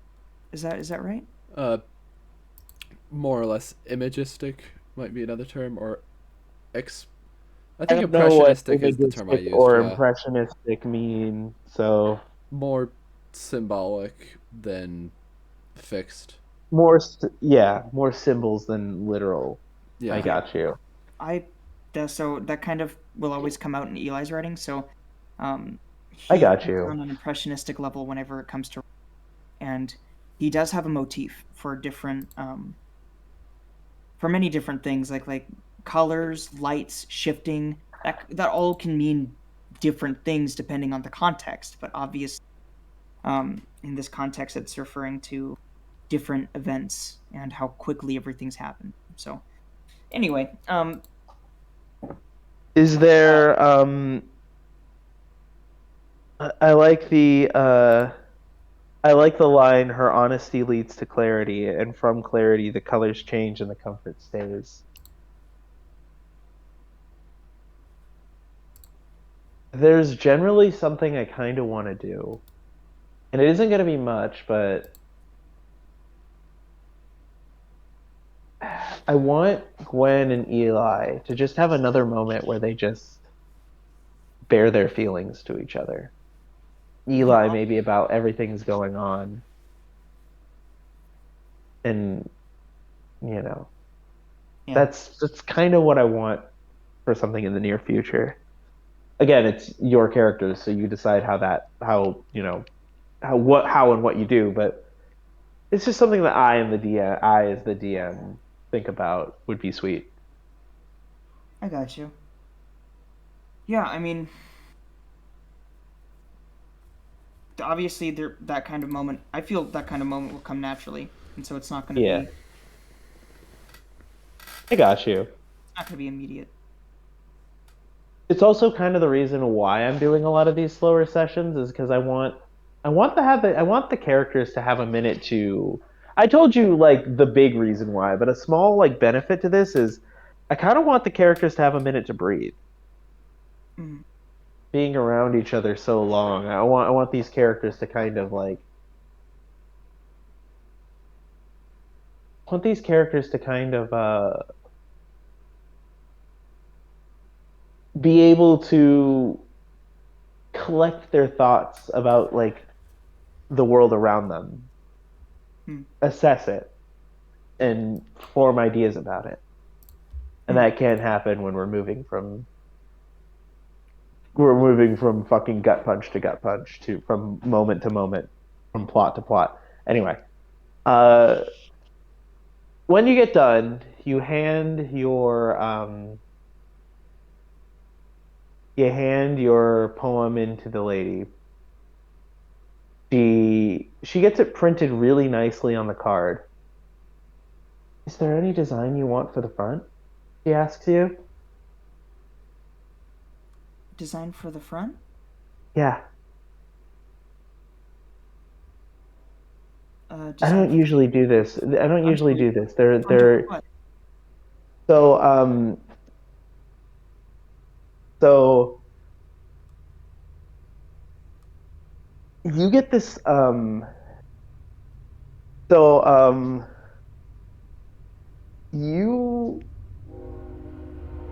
you see that the card that she gives you is pretty detailless. It's a card that says memories alive upon a white background. Hmm. Very fancy, very formal, but not much detail. Okay. So what she says is, "Hey, this place is going to be closing in like 30 minutes. If you have time to stay after the place closes, we could walk out together, but she just looks at everything. I'd really like to help you out. Why? I don't know. Seem like a good person. Like to. It was fun to talk to you. We That's both cool. have a mutual friend in Yuzu. You ask too many questions sometimes. Well, So that's true. Yeah. I think I'll just get this. I think I'll just get this done simply. What matters is the you're doing actual this for somebody that you care about. right. Um, how do I put it? This is supposed to be like a thank you, Yeah. and I don't want them Let's to get the wrong idea. well then let's personalize it. You know? Thank yous are still meant to mean something. I I suppose. could obviously tell that this person means a lot to you. Yeah. It'll be on me. At least let me pay for the plushie, please. Of course. So you guys get the transaction done, and she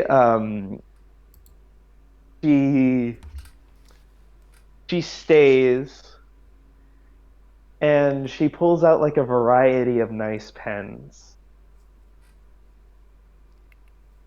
Like the mall's closed. You guys are in a closed mall. You see the build like the buildings.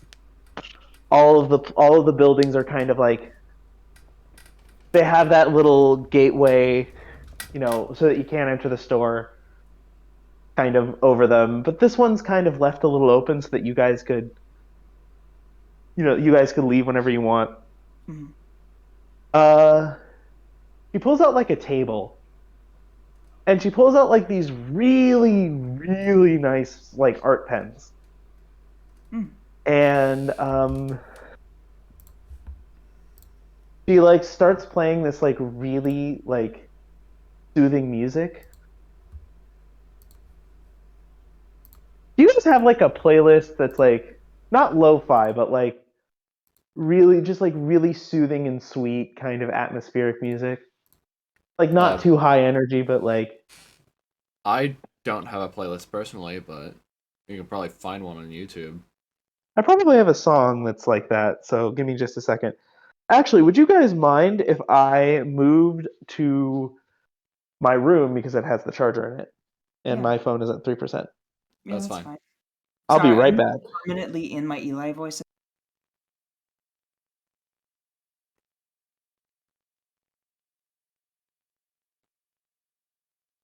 Yo, Yo, so how you been?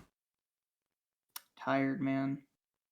Same here. It's almost 1 o'clock. I had a I'm gonna try to get this done as soon as I can because real hard shit to go through. fair. On top of that, it's also like, yo, remember when this was supposed to be a light session? Yeah, And we're sorry. at like 3 hours now? That's my bad. I spent like an hour writing a poem.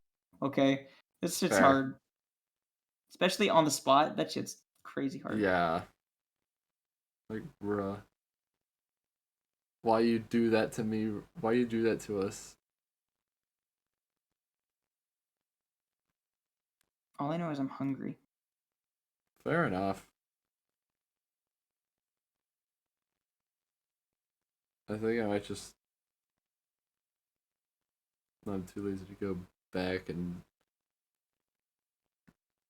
grab another water bottle. I'm probably just gonna either fill up a cup I have or Hmm. something. I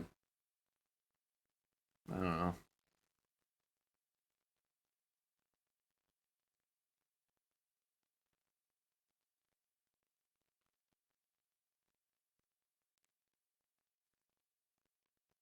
I don't know. I guess that's like the thing about Irony's Claw We always end up running it so late in the day Yeah, I know. that I'm just delirious by the time we actually So get done. So I'm Wow. back. All right. We'll Well, be I want to done make soon, this don't we? part. I want to make this part kind of quick if we can help it, because I know you guys have some heavy shit to go through.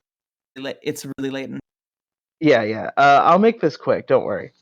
So, she kind of gets her art supplies, and she's just kind of with you. Yeah, my manager typically lets me stay late as long as there's like a purpose. Personally, I really like using these pens whenever I can, so I'm always more than happy to do it. Eli, can you tell me a little bit about Gwen? Well, she's friendly. Actually, more friendly than she's kind of almost scary on the offset. She's a lot of people think she's creepy, but I think she's just misunderstood. Oh, She likes loud music, but that's okay. Everyone's got their own taste. Um, she has an affinity for really cute. Um, she is vegan. She can't eat meat. It's a medical thing, I think. you notice that as she's doing this, she's already starting to put colors onto the paper. She starts with black. Black is the first color that she reaches for. And she Hey, weird question. She interrupts you. How yeah. does Gwen feel about the color yellow? Oh, she hates that color. Don't use yellow. Yeah, yeah. You either like it or you hate it. One of the two, you know. I feel nothing to the color yellow, so I don't know what to tell you about that statement. Um, I meant anyways, like, I meant like in certain designs. oh, okay. Well, You know, like. I don't know. The Yellow Ranger's always been not as boring as some of the other Rangers, so Like the sorry, White Super Park Ranger. Rangers. Sorry, Super Oh, Park Rangers. Eli, I Anyway, understand. I get you. anyway, where She's was I? just she's just giggling at your like that's your immediate comparison. Sorry. No need to Anyway, apologize. No where need to was I? apologize, Eli. It's fine. It's fun, you know? We all have our things that interest us. Right. Honestly, it's Gwen, interesting to take a walk into your world. is it? Yeah. How so? Well, every customer that comes here has their own story. Hmm. And the best part about all of this is, well, I get to be there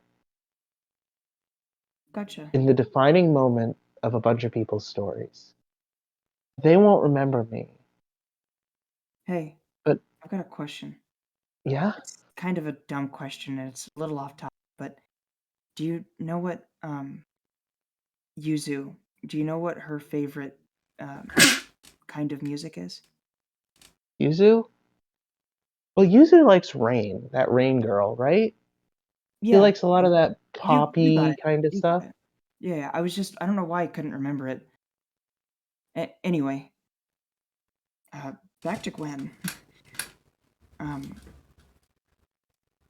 so um, where was I? I was talking about yeah. She genuinely cares about people, like on an emotional level. You know, I've never really met someone who can feel what other people feel, like sympathy wise, in that way. Um, You know, that's kind of why I took this job, if I'm being real.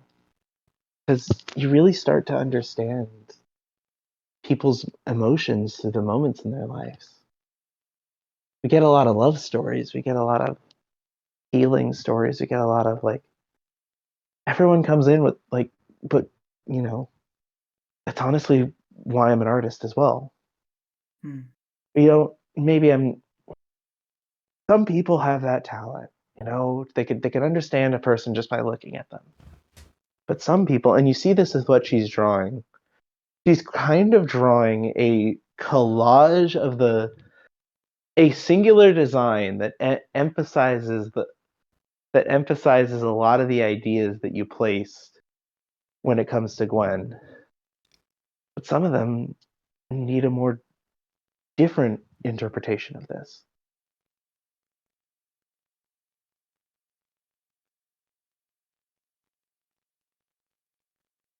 Eli, I'm going to ask you again. Roll awareness. Hone in on an object and roll awareness. Okay, I'll hone in on an object. Sorry, I just... In fact, I want you to hone in on the card yourself. Okay, honing in on the card.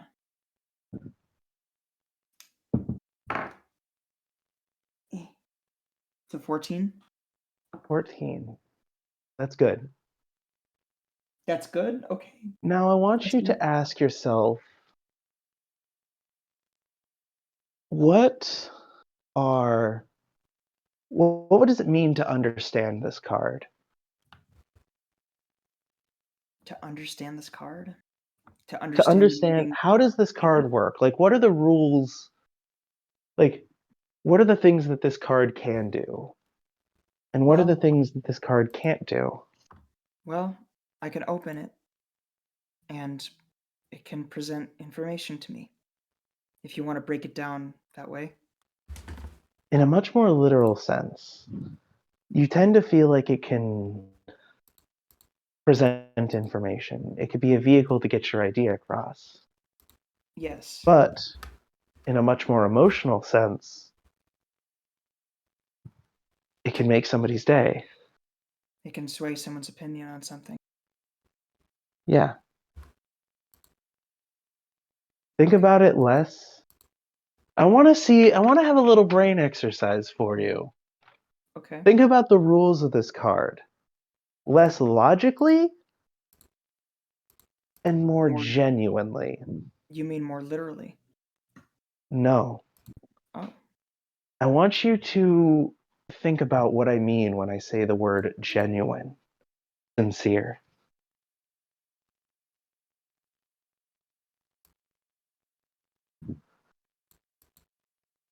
Again, brain exercise. That is a brain exercise, because I'm like grasping at straws right now. I'm like, all what right, I'll give a are you hint. fucking saying? If irony is a detachment from reality, and emotions are a window into sincerity, and narramancy is understanding the rules of reality, what's your picture here? Using emotion to access sincerity onto reality? Well, maybe. Or it's not explicitly logic then. That is true. It's just, it's not that it's emotion and logic or we're with one another. It's that it's two different sides of emotion. Two different sides of it. One more detached than the other. What is the difference between, from what your understanding is, what is the difference between the Ironimancer that you've heard about?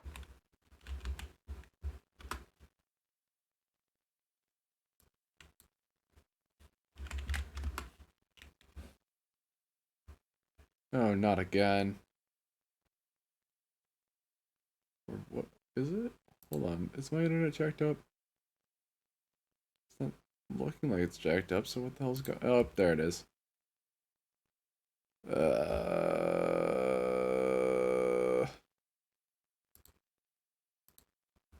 One moment. You Well, literally just as I... shrinking down to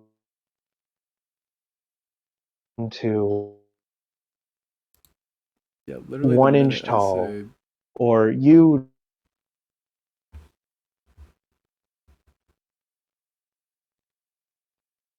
Oh my god, literally, why is it doing this? and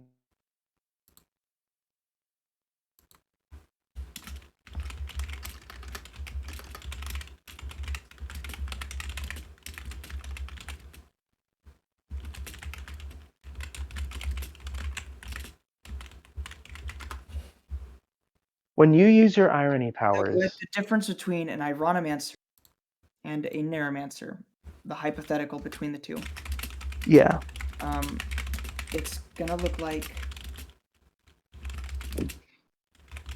they both use emotion. emotion is definitely a huge part of that. And so one detaches, the other clarifies. So the only way that you can fix something is if you make light of what is wrong. And Nay, no, if you stare what is wrong in the face, if you face what is wrong.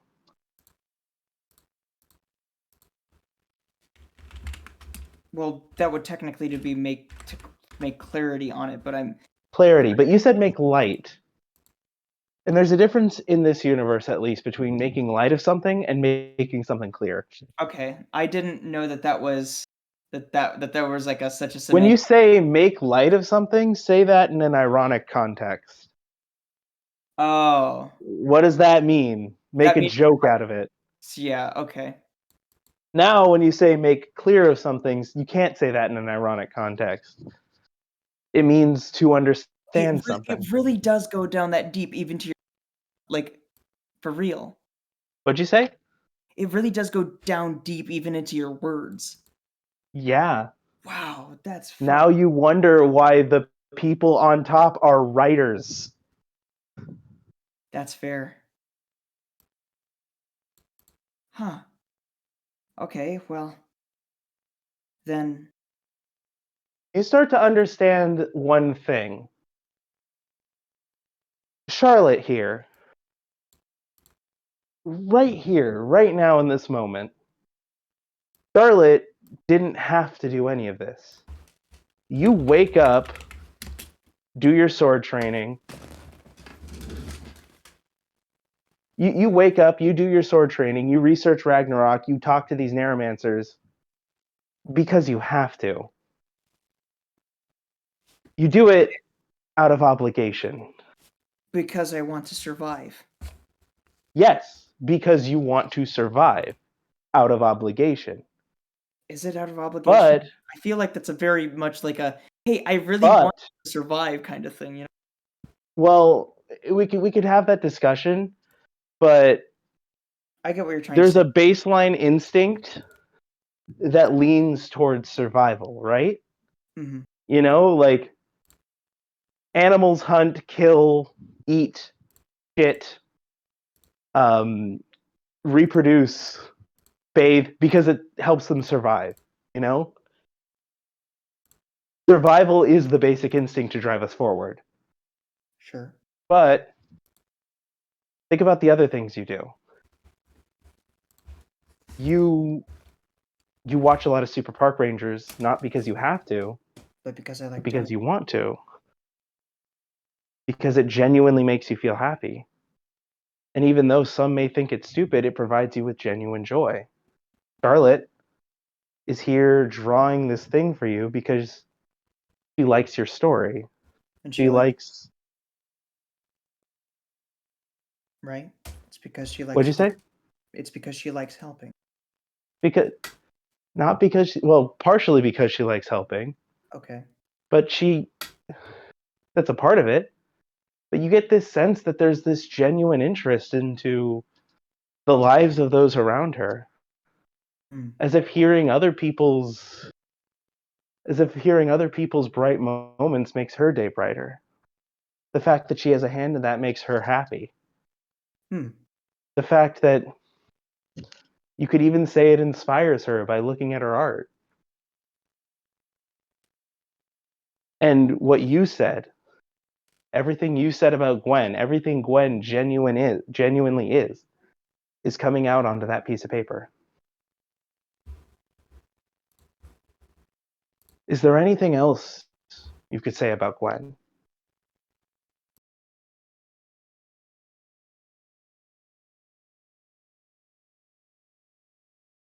Even if it's something that she doesn't quite care to admit to herself, but anything that you can notice past the baseline exterior.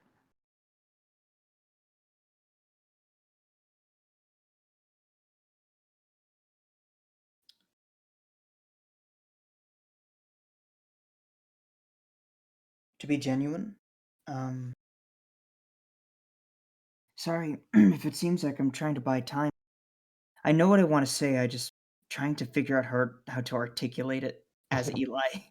Um, Oh, no, it's fine. Totally.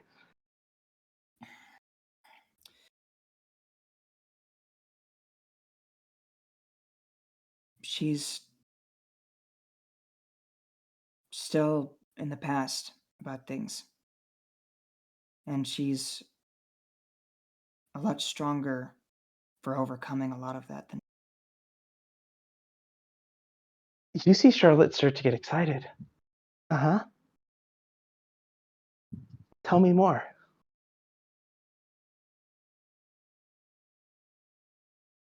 I wrote it in the poem. She's strong, like break through dirt, move continents kind of strong, but And, not literally, like metaphorically.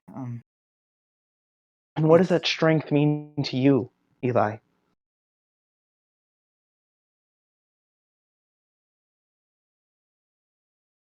a lot. I mean, it's kind of hard to put to words. Tell me. Do your best. You sense this, you sense, like, when she says, tell me, do your best, she makes sure to look specifically into your eyes. In fact, her gaze is not breaking I've when you stare back at her. I've had a lot of struggles, especially growing up and especially recently. And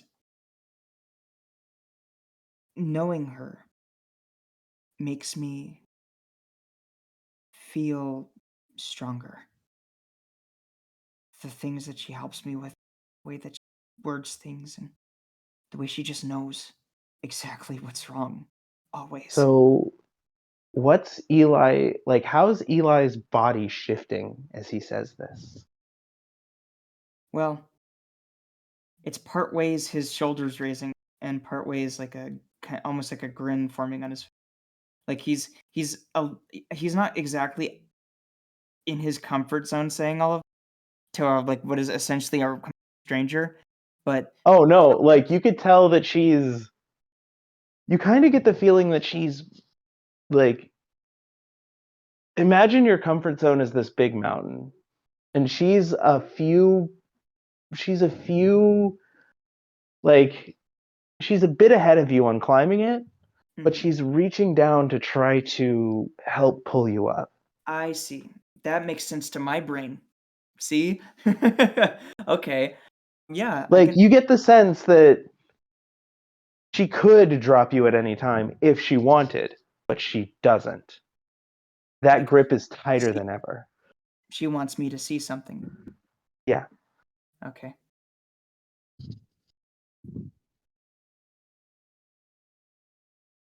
And if it weren't for Gwen, I don't know where I'd be. Probably not here. It's hyperbolic to say, but maybe I wouldn't even exist. It means that much to you, huh? Now that you mention it.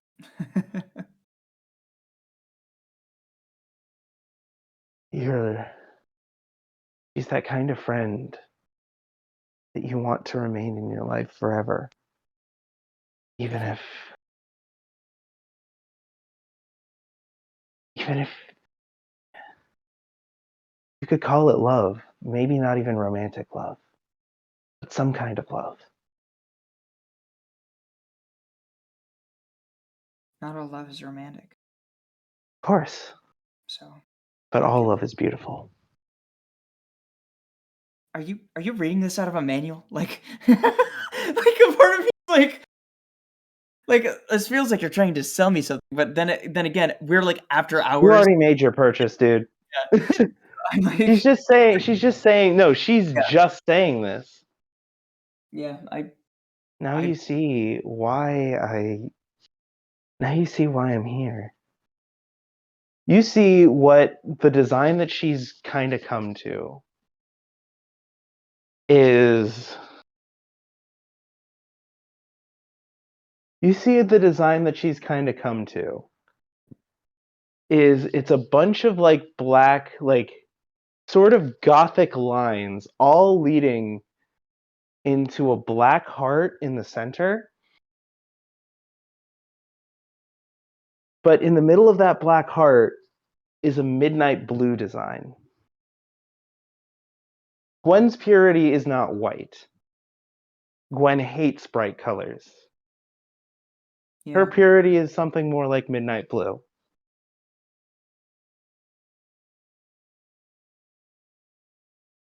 I like that color. Yeah. From everything you told me, it suits her. That's you'd think that it would be ironic if you met her. How so? That's her hair color. That's By what a the way, strange can I coincidence. just say that, like, even after Irony's Claw eventually ends, I will never look at Irony the same way. Just a, This is a very literal and very like direct portrayal of irony, by the way. yeah. People on fucking Twitter like to be like, "Ooh, I'm ironic. I'm the Joker." This is what it really means, man. You gotta understand it. And I'm also glad that you say that because it means something I said stick with you throughout for a long time. I'm gonna be on my deathbed and be like, Irony, am I right? You know. Anyway, yeah. So Eli, yeah. is there one genuine change you would like to make onto reality at this moment? Not a big one, but a small one. Mm, I don't know. I like the card a lot. Um, maybe if I could get it shipped to her, if that's not too big. It is getting kind of late, but I want her to see it as soon as I can have her see it, you know? I don't think you should ship it. I think I You should. should hand it to her personally. Yeah, that's what I figured. Eli, the question still stands. Any Is there a genuine way that you want to change reality at this moment? I did forget to sign my name on the poem. Your name appears on the poem in the most elegant handwriting. Like she doesn't notice it, but you start to notice it. You could see it form in the same colors that you wrote it down as. You see the words Elijah J. Sullivan. Is it like my cursive Complete. handwriting? Or is it like It is your cursive handwriting. And you see what ends that signature is a black heart. Welcome to the narrative.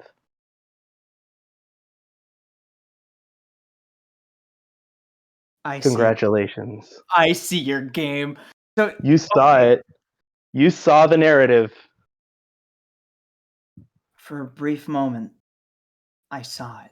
For a brief moment, you saw it. Life had become clear to me. You saw the rules written right in front of you. Okay. To make You know clear of something rather than to disassociate. what'd you say? To make clear of something rather to disassociate from it. Mm-hmm. Okay. I think I get it. I'm gonna have to experiment a little more with it. Like he's just kind of like quietly like amazed. Just like For once, you use your powers. not to break, but to mend.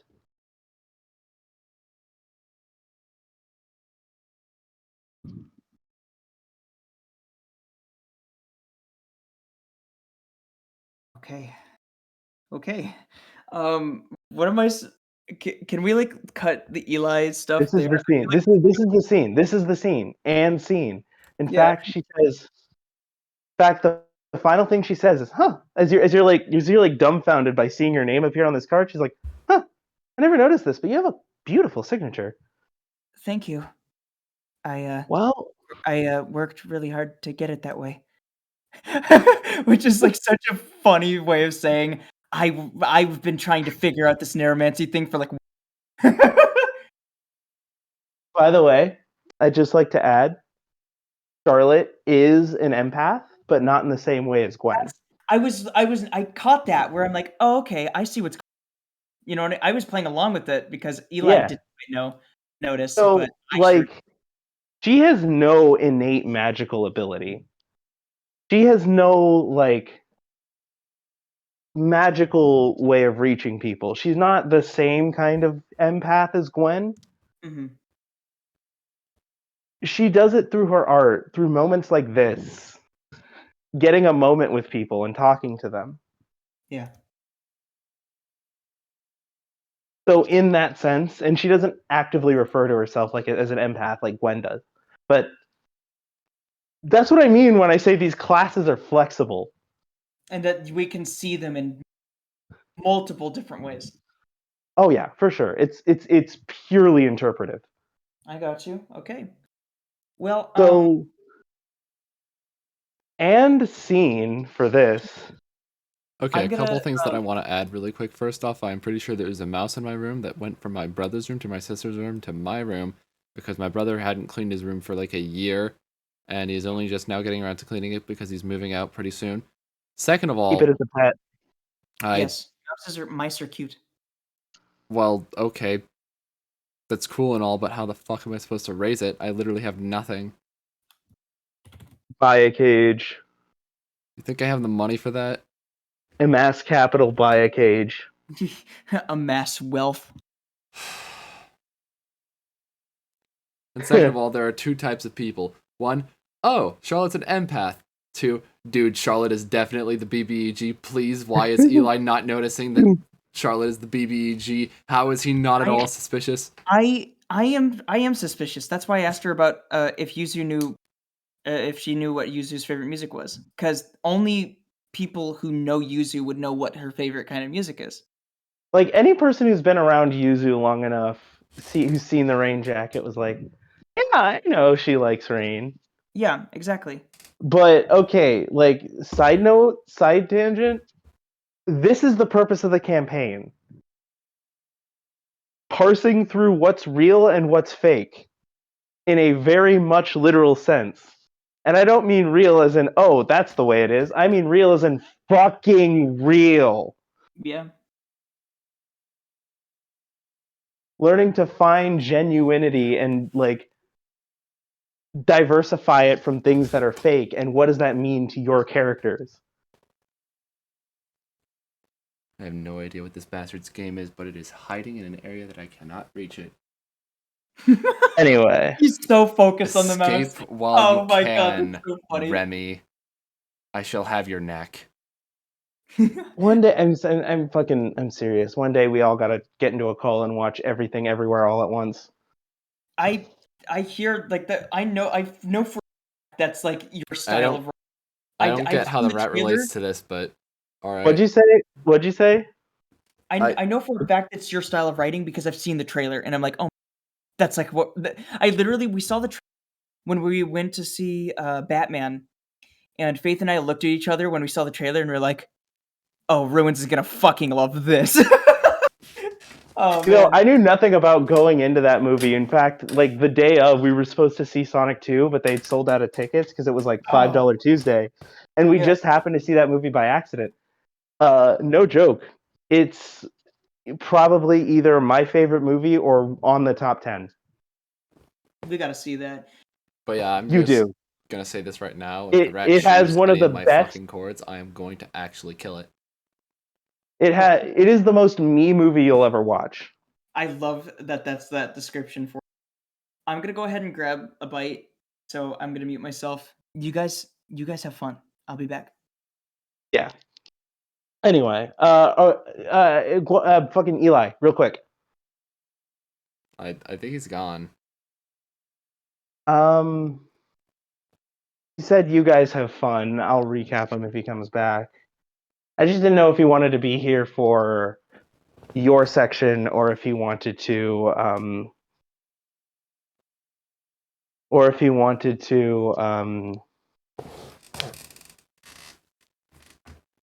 I think the rodent bastard has me just straight up paranoid right now. or if he wanted us to wait, you know? Yeah.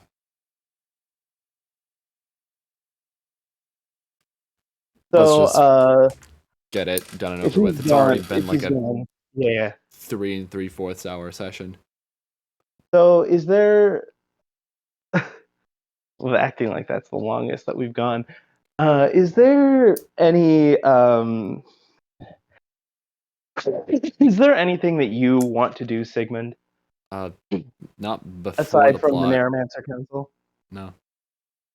So, all right.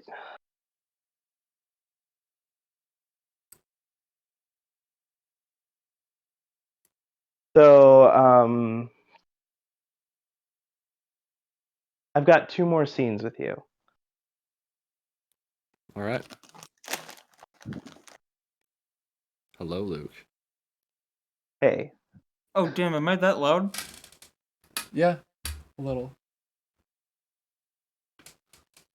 Just waiting for the gremlin to show back up. I'm still reeling from that last scene. I fucking enjoy it, you know? Anyway, I'm so tempted to send a we're... message to my mother at 1 a.m. saying, "Yo, can you put a rat trap in my room?" But the reason I brought up the movie when we were talking about the rat is there's a scene where they want to do a parody of Ratatouille, and they do it with a fucking raccoon, and that's legitimately one of the realities that they go to. So anyway,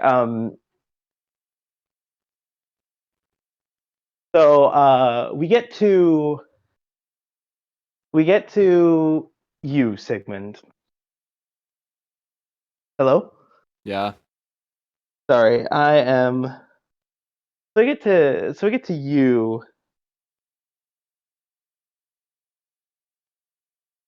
I just read your message. There's no way that Charlotte isn't an antagonist at this point. Yeah. We'll talk about that after the session. Oh my god. So here's the thing.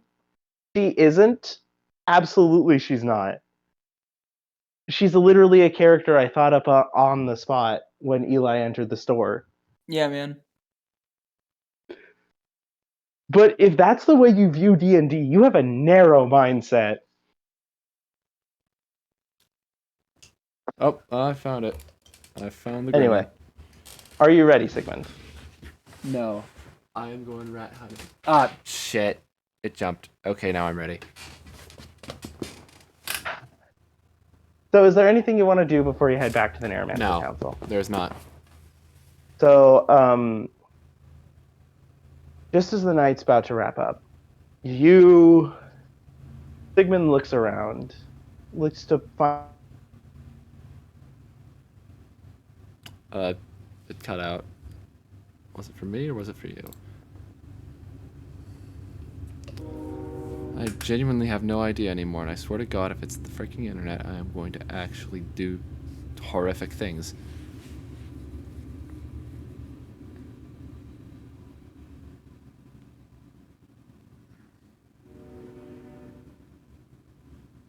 And it's the internet. Wonderful. Wonderful.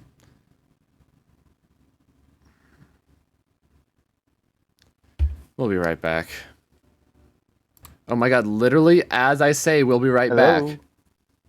Holy shit. Is the rat bastard still bugging you?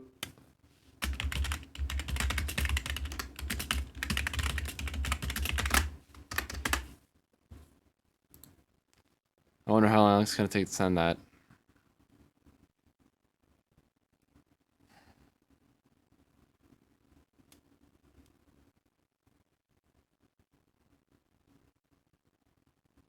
Come on, I just want to get to plot. I just want to do a story. Not have to deal with a fucking mouse hiding in my fucking room. In God knows where.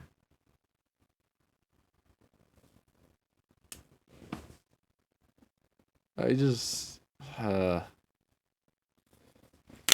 again, now let's actually we'll be right back. Yeah. And we're back after yet another period of literal purgatory. Hey, how's it going? Where it's just like, okay, that's cool. You can do D&D or writer's room with dice, but you have to have random intervals where you wait for 5 minutes for your fucking internet to work while you're also It's in a the room with a catch, you goddamn say. rat. And you never know when it's just gonna pop out at you and do whatever Listen. bullshit. I forgot to mention we're having a name change. This is now Rat's Room with Dice. Ratter's Room. I'm with going dice. to look. I can't even remember if this is what I was teasing you about with the whole writer's room with dice thing. Or if that was how you misspelled it. No, W3D was the way Yeah. I called it. Writer's womb. Writer's womb. Anyway, Sigmund. Did you get the part where I was telling you how you get back up to the Narramancy Council? Oh, I get back up? You No. walk out of the pizza place, it's dark. You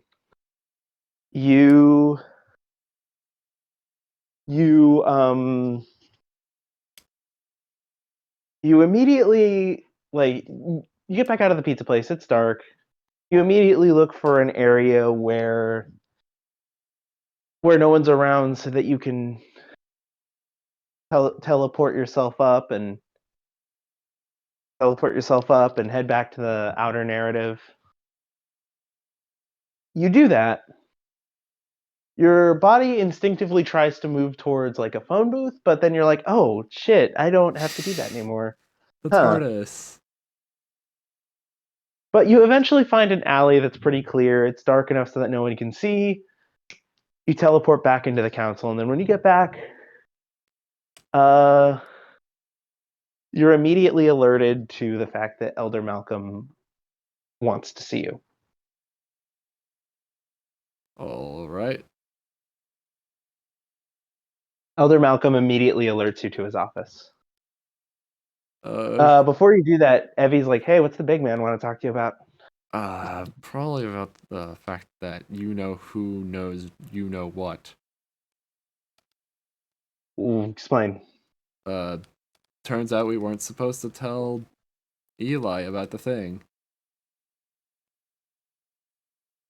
Evie just like, her eyes just widen, and she just like puts her hand on her face. Oh God, dude, you idiot! Oh, what do you mean you told Malcolm that you told Eli? Or she texts that last part to you. You told Malcolm that you told Eli. Look, I didn't know it was against the rules. Dude, you just think about it for like a second, buddy. If they're trying to delete people, and our goal is writing somebody out of the narrative, and that is a meticulous task that takes a year of effort. For in Eli's case, a year of effort. Wouldn't you not want them to know that they're going to be deleted? Because, people generally don't take it well when they find out that they're not going to exist. Well, either way, they have a right to know, don't they? Sigmund. She writes, yeah, obviously they have a right to know in text. But don't tell Malcolm that they know.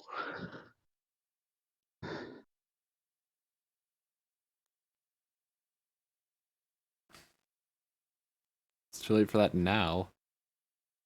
Sigmund. This is worse than the time you got lost in the Las Vegas Strip earlier. It's literally designed for you to get lost. I don't know how that's bad. It's a fucking straight line. We're not having this conversation again. We are not having this conversation again. Listen, you may have just set us back by a great amount. You get in there, you find out what he wants from you, and we will find a way to work around it. All right.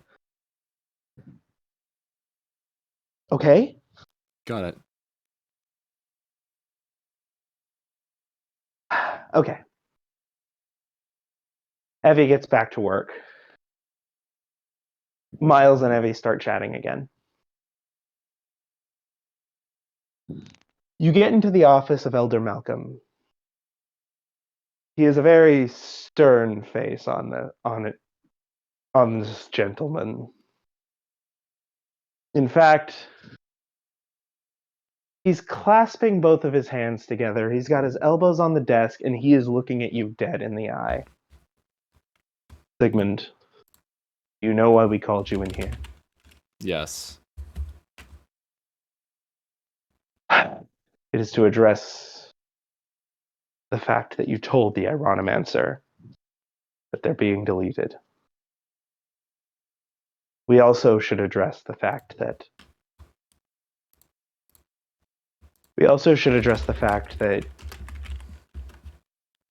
you tried to go against the verdict.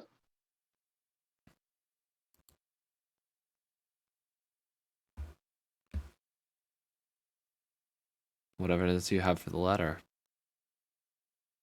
What'd you say? What evidence do you have for the latter?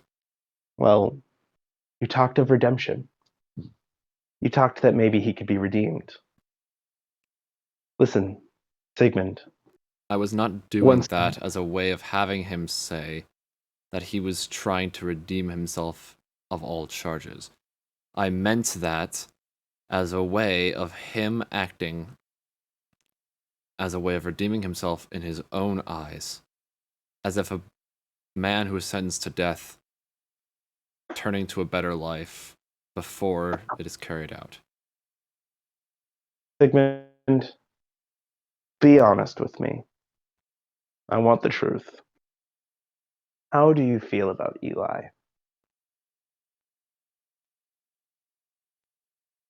I see in him what I see in August. Says it right there. I'm sorry, Sigmund. I fear that you've gotten too attached to this case.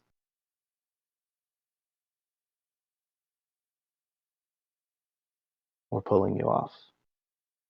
What? It is very important. We watch over these Ironimancers, but it is very important we keep a level of distance, as not to fall for any tricks, as not to fall for any traps. What tricks would he be pulling? He is 14. You really can't risk it. Listen, Ironimancers are capable of much more than you even know, much more than I even know. You do understand that when their powers are active, ours get weaker.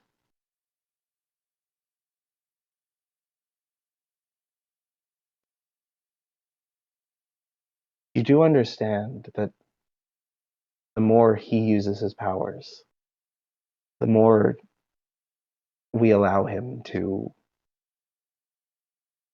go off unchecked. Even at a weaker state, they can cause massive problems for us.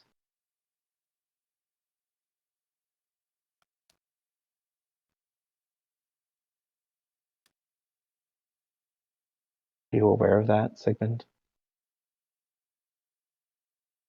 Vaguely. And when a Narramancer has second thoughts, when a Narramancer starts to hesitate, doing what they need to do against an Ironimancer. And, well, let's just put it like this. 1 second in a fight against an Ironimancer could spell the difference between life and deletion. Your life, your very being, could be in danger if you hesitate to do what you have to do. Sigmund, I know you care very deeply about Eli. Just like you said, you cared about him like you do as your son. Unfortunately, and I'm going to be honest, I don't like it either. But this is what has to be done. Which is why you will be working with Reyna in Team 1 on the Ragnarok case. That will be your position going forward. And when that case is finished, we'll decide what to do with you then. Excuse me? What the fuck? Sorry, continue. What happened? Dude just broke character hard for a second. I'm sorry. No, I'm sorry. You guys continue. No, that genuinely scared me. What are you laughing at? If it's... Oh, you have no idea how funny it is to be like, we're taking you off of the Ironimancer case and putting you on the Ragnarok case. Oh. Like you saying that as if Eli isn't like knee deep in this Ragnarok shit. Oh, this is so good. Sigmund, you'll be helping from the back lines. You'll be helping Reyna with her research, going into the narrative on missions only when needed. Very well then. Thank you for your time, Elder Malcolm. And he turns You're for the very door. welcome. Sigmund, before you go, know that this isn't something against you. I care for your safety very deeply. Like I said, you guys are like family to me, and I would hate it if anything bad happened to you.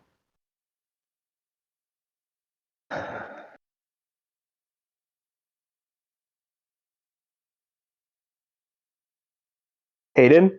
Yeah, Oh, good. I'm just letting the dialogue have breath. I thought your internet cut out for a second. Not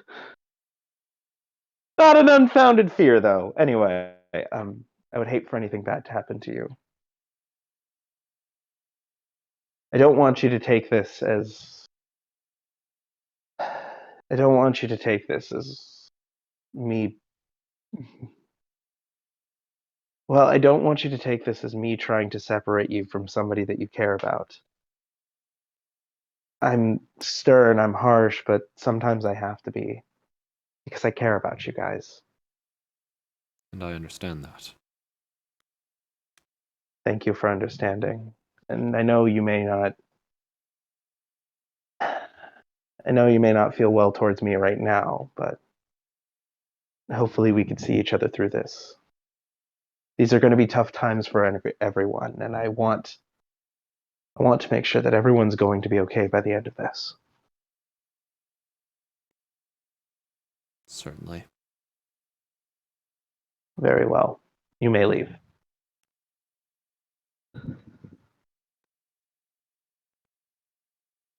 And he does. So the next morning, or not the next morning, shortly after, the whole council is called in for a meeting, including Sigmund.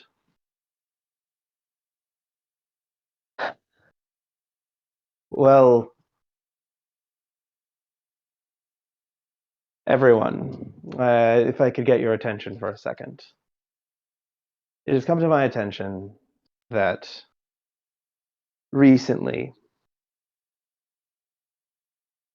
Sigmund has warned, or recently, Sigmund has informed Eli about the deletion. Now, please, do not bare your fangs at Sigmund. was only doing what he thought was best. But as that may be, that isn't something that we can do. That isn't something that we could let happen. I'm informing all of you guys because, well, obviously our jobs as Narramancers are a lot harder now. Obviously, it's going to be a lot harder to go through with the deletion. Suzaku just kind of eyes you. Like he's looking at you dead in the eye, Sigmund. Staring at you with harsh intent. Sigmund ignores it.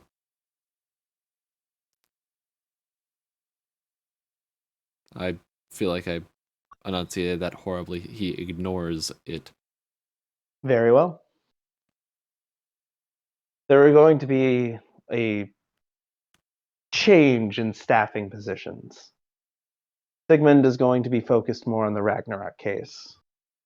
As of this point, he's going to be removed from the Ironimancer case. Now, I would like for you to use this as a warning sign. You may have interactions with the Ironimancer. He may seem fairly unassuming on the outside and even kind, but it is important for all of us not to get attached. And I know it sounds harsh to say this, but the minute we get attached, that could spell our deaths.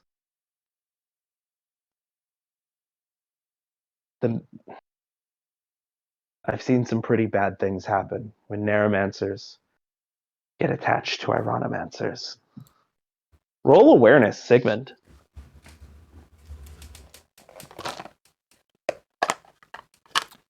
I mean, out of character, I definitely know what he's talking about, but that's a natural one, bruh. All right, this was for something else, by the way. Oh, you get it. You understand what he's talking about. I was just like more of a surroundings thing. fair. So,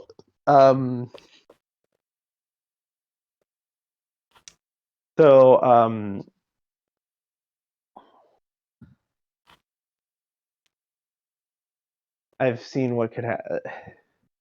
Remember, at the end of the day, this is still our enemy, and it should be treated as such. We watch over him, not to care for him, but to make sure he doesn't do anything rash, and make sure we could fix anything he does.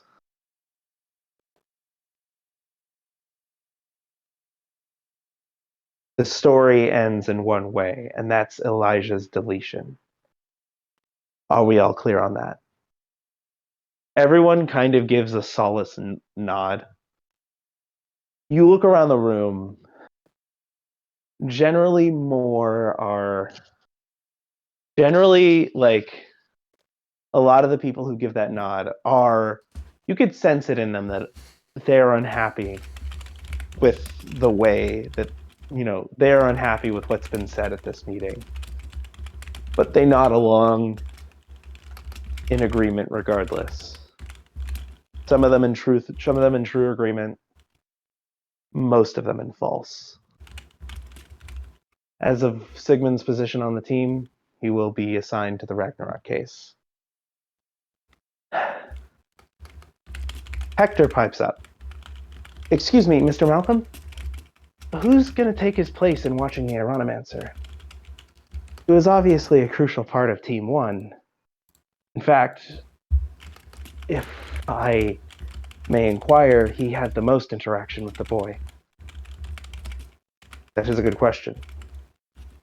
Asahite is obviously a good contendant for that, but we send Asahite on a variety of different missions. Miles is good for that as well, although he isn't always as available in the same regards.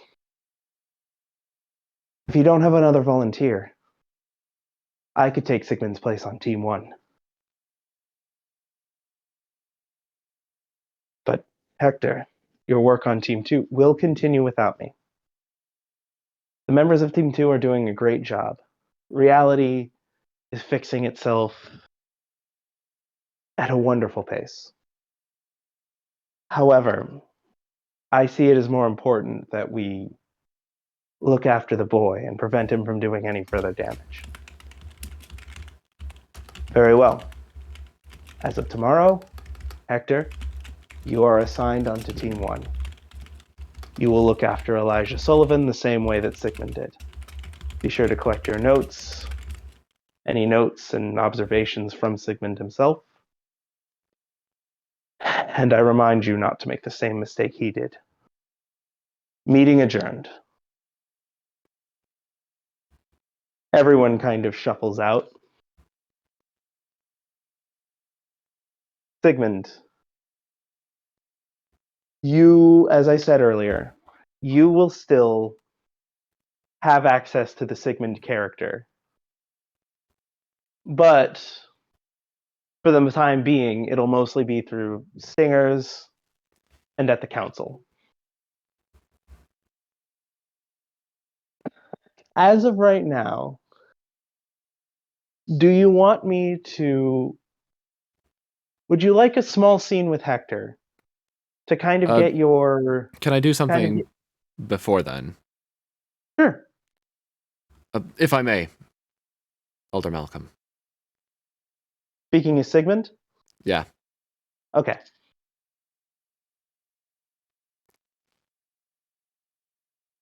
Yes, Sigmund? I had been reminded of a breakthrough in the Ragnarok case. Hmm? We had begun to suspect the idea of an infiltrator among our ranks. Someone working within the Narramancy Council Yes. who is helping Ragnarok? Exactly. Sigmund looks around. Sigmund looks around? Yeah, Sigmund looks around. Oh. Notices that Miles is a little off-put by this. We're made a little more aware of this, you know. He has a quick flash of worry, and then it immediately fades back to like a more determined face. Everyone else, however, is shocked. In fact, the most shocked face you see is Suzaku's. Mole. Should find the traitor and eliminate them as soon as possible. He quickly pipes up. This is very concerning. We will be looking into this. Do you think it could be someone in this room? Someone in the Greater Council? In fact, what evidence do you have to say that there is even someone working with Ragnarok? Sigmund supplies the name, or the list of names. Oh, did Sigmund, where did you find this? It was at an event of which Ragnarok was present. It was a list of every single Narramancer in the council except for one. And that one is not on there because she was not in the council yet. Reyes. She was absent before this because she had been brought on specifically because of this case. So it is not likely that she is the mole per se.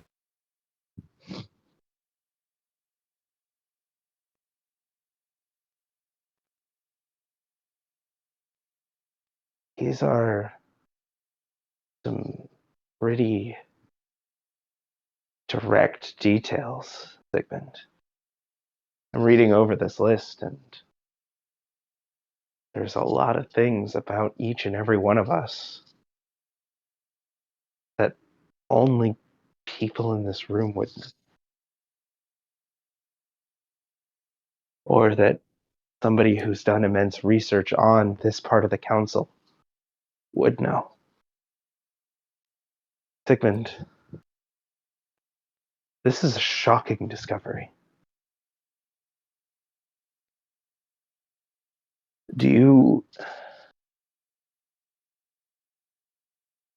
We should separate our efforts into finding this mole as well.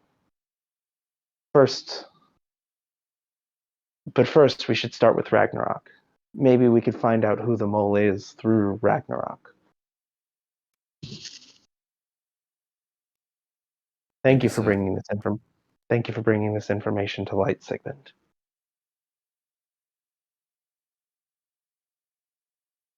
This deed will not go unrecognized. What you have done might have possibly saved the council, Sigmund. A traitor Narramancer can spell trouble in a lot of means.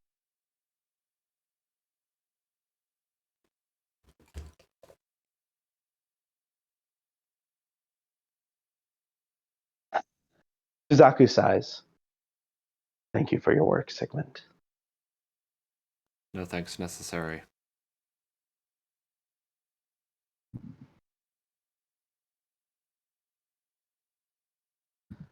So you do that, and then you are let out.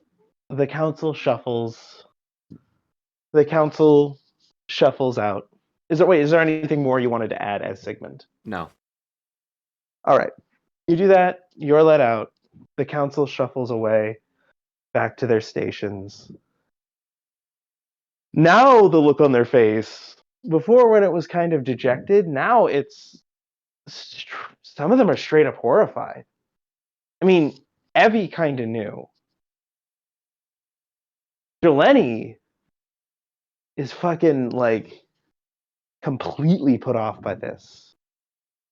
Suzaku, sharp-faced as ever, but you could sense a hint of worry that was not there before.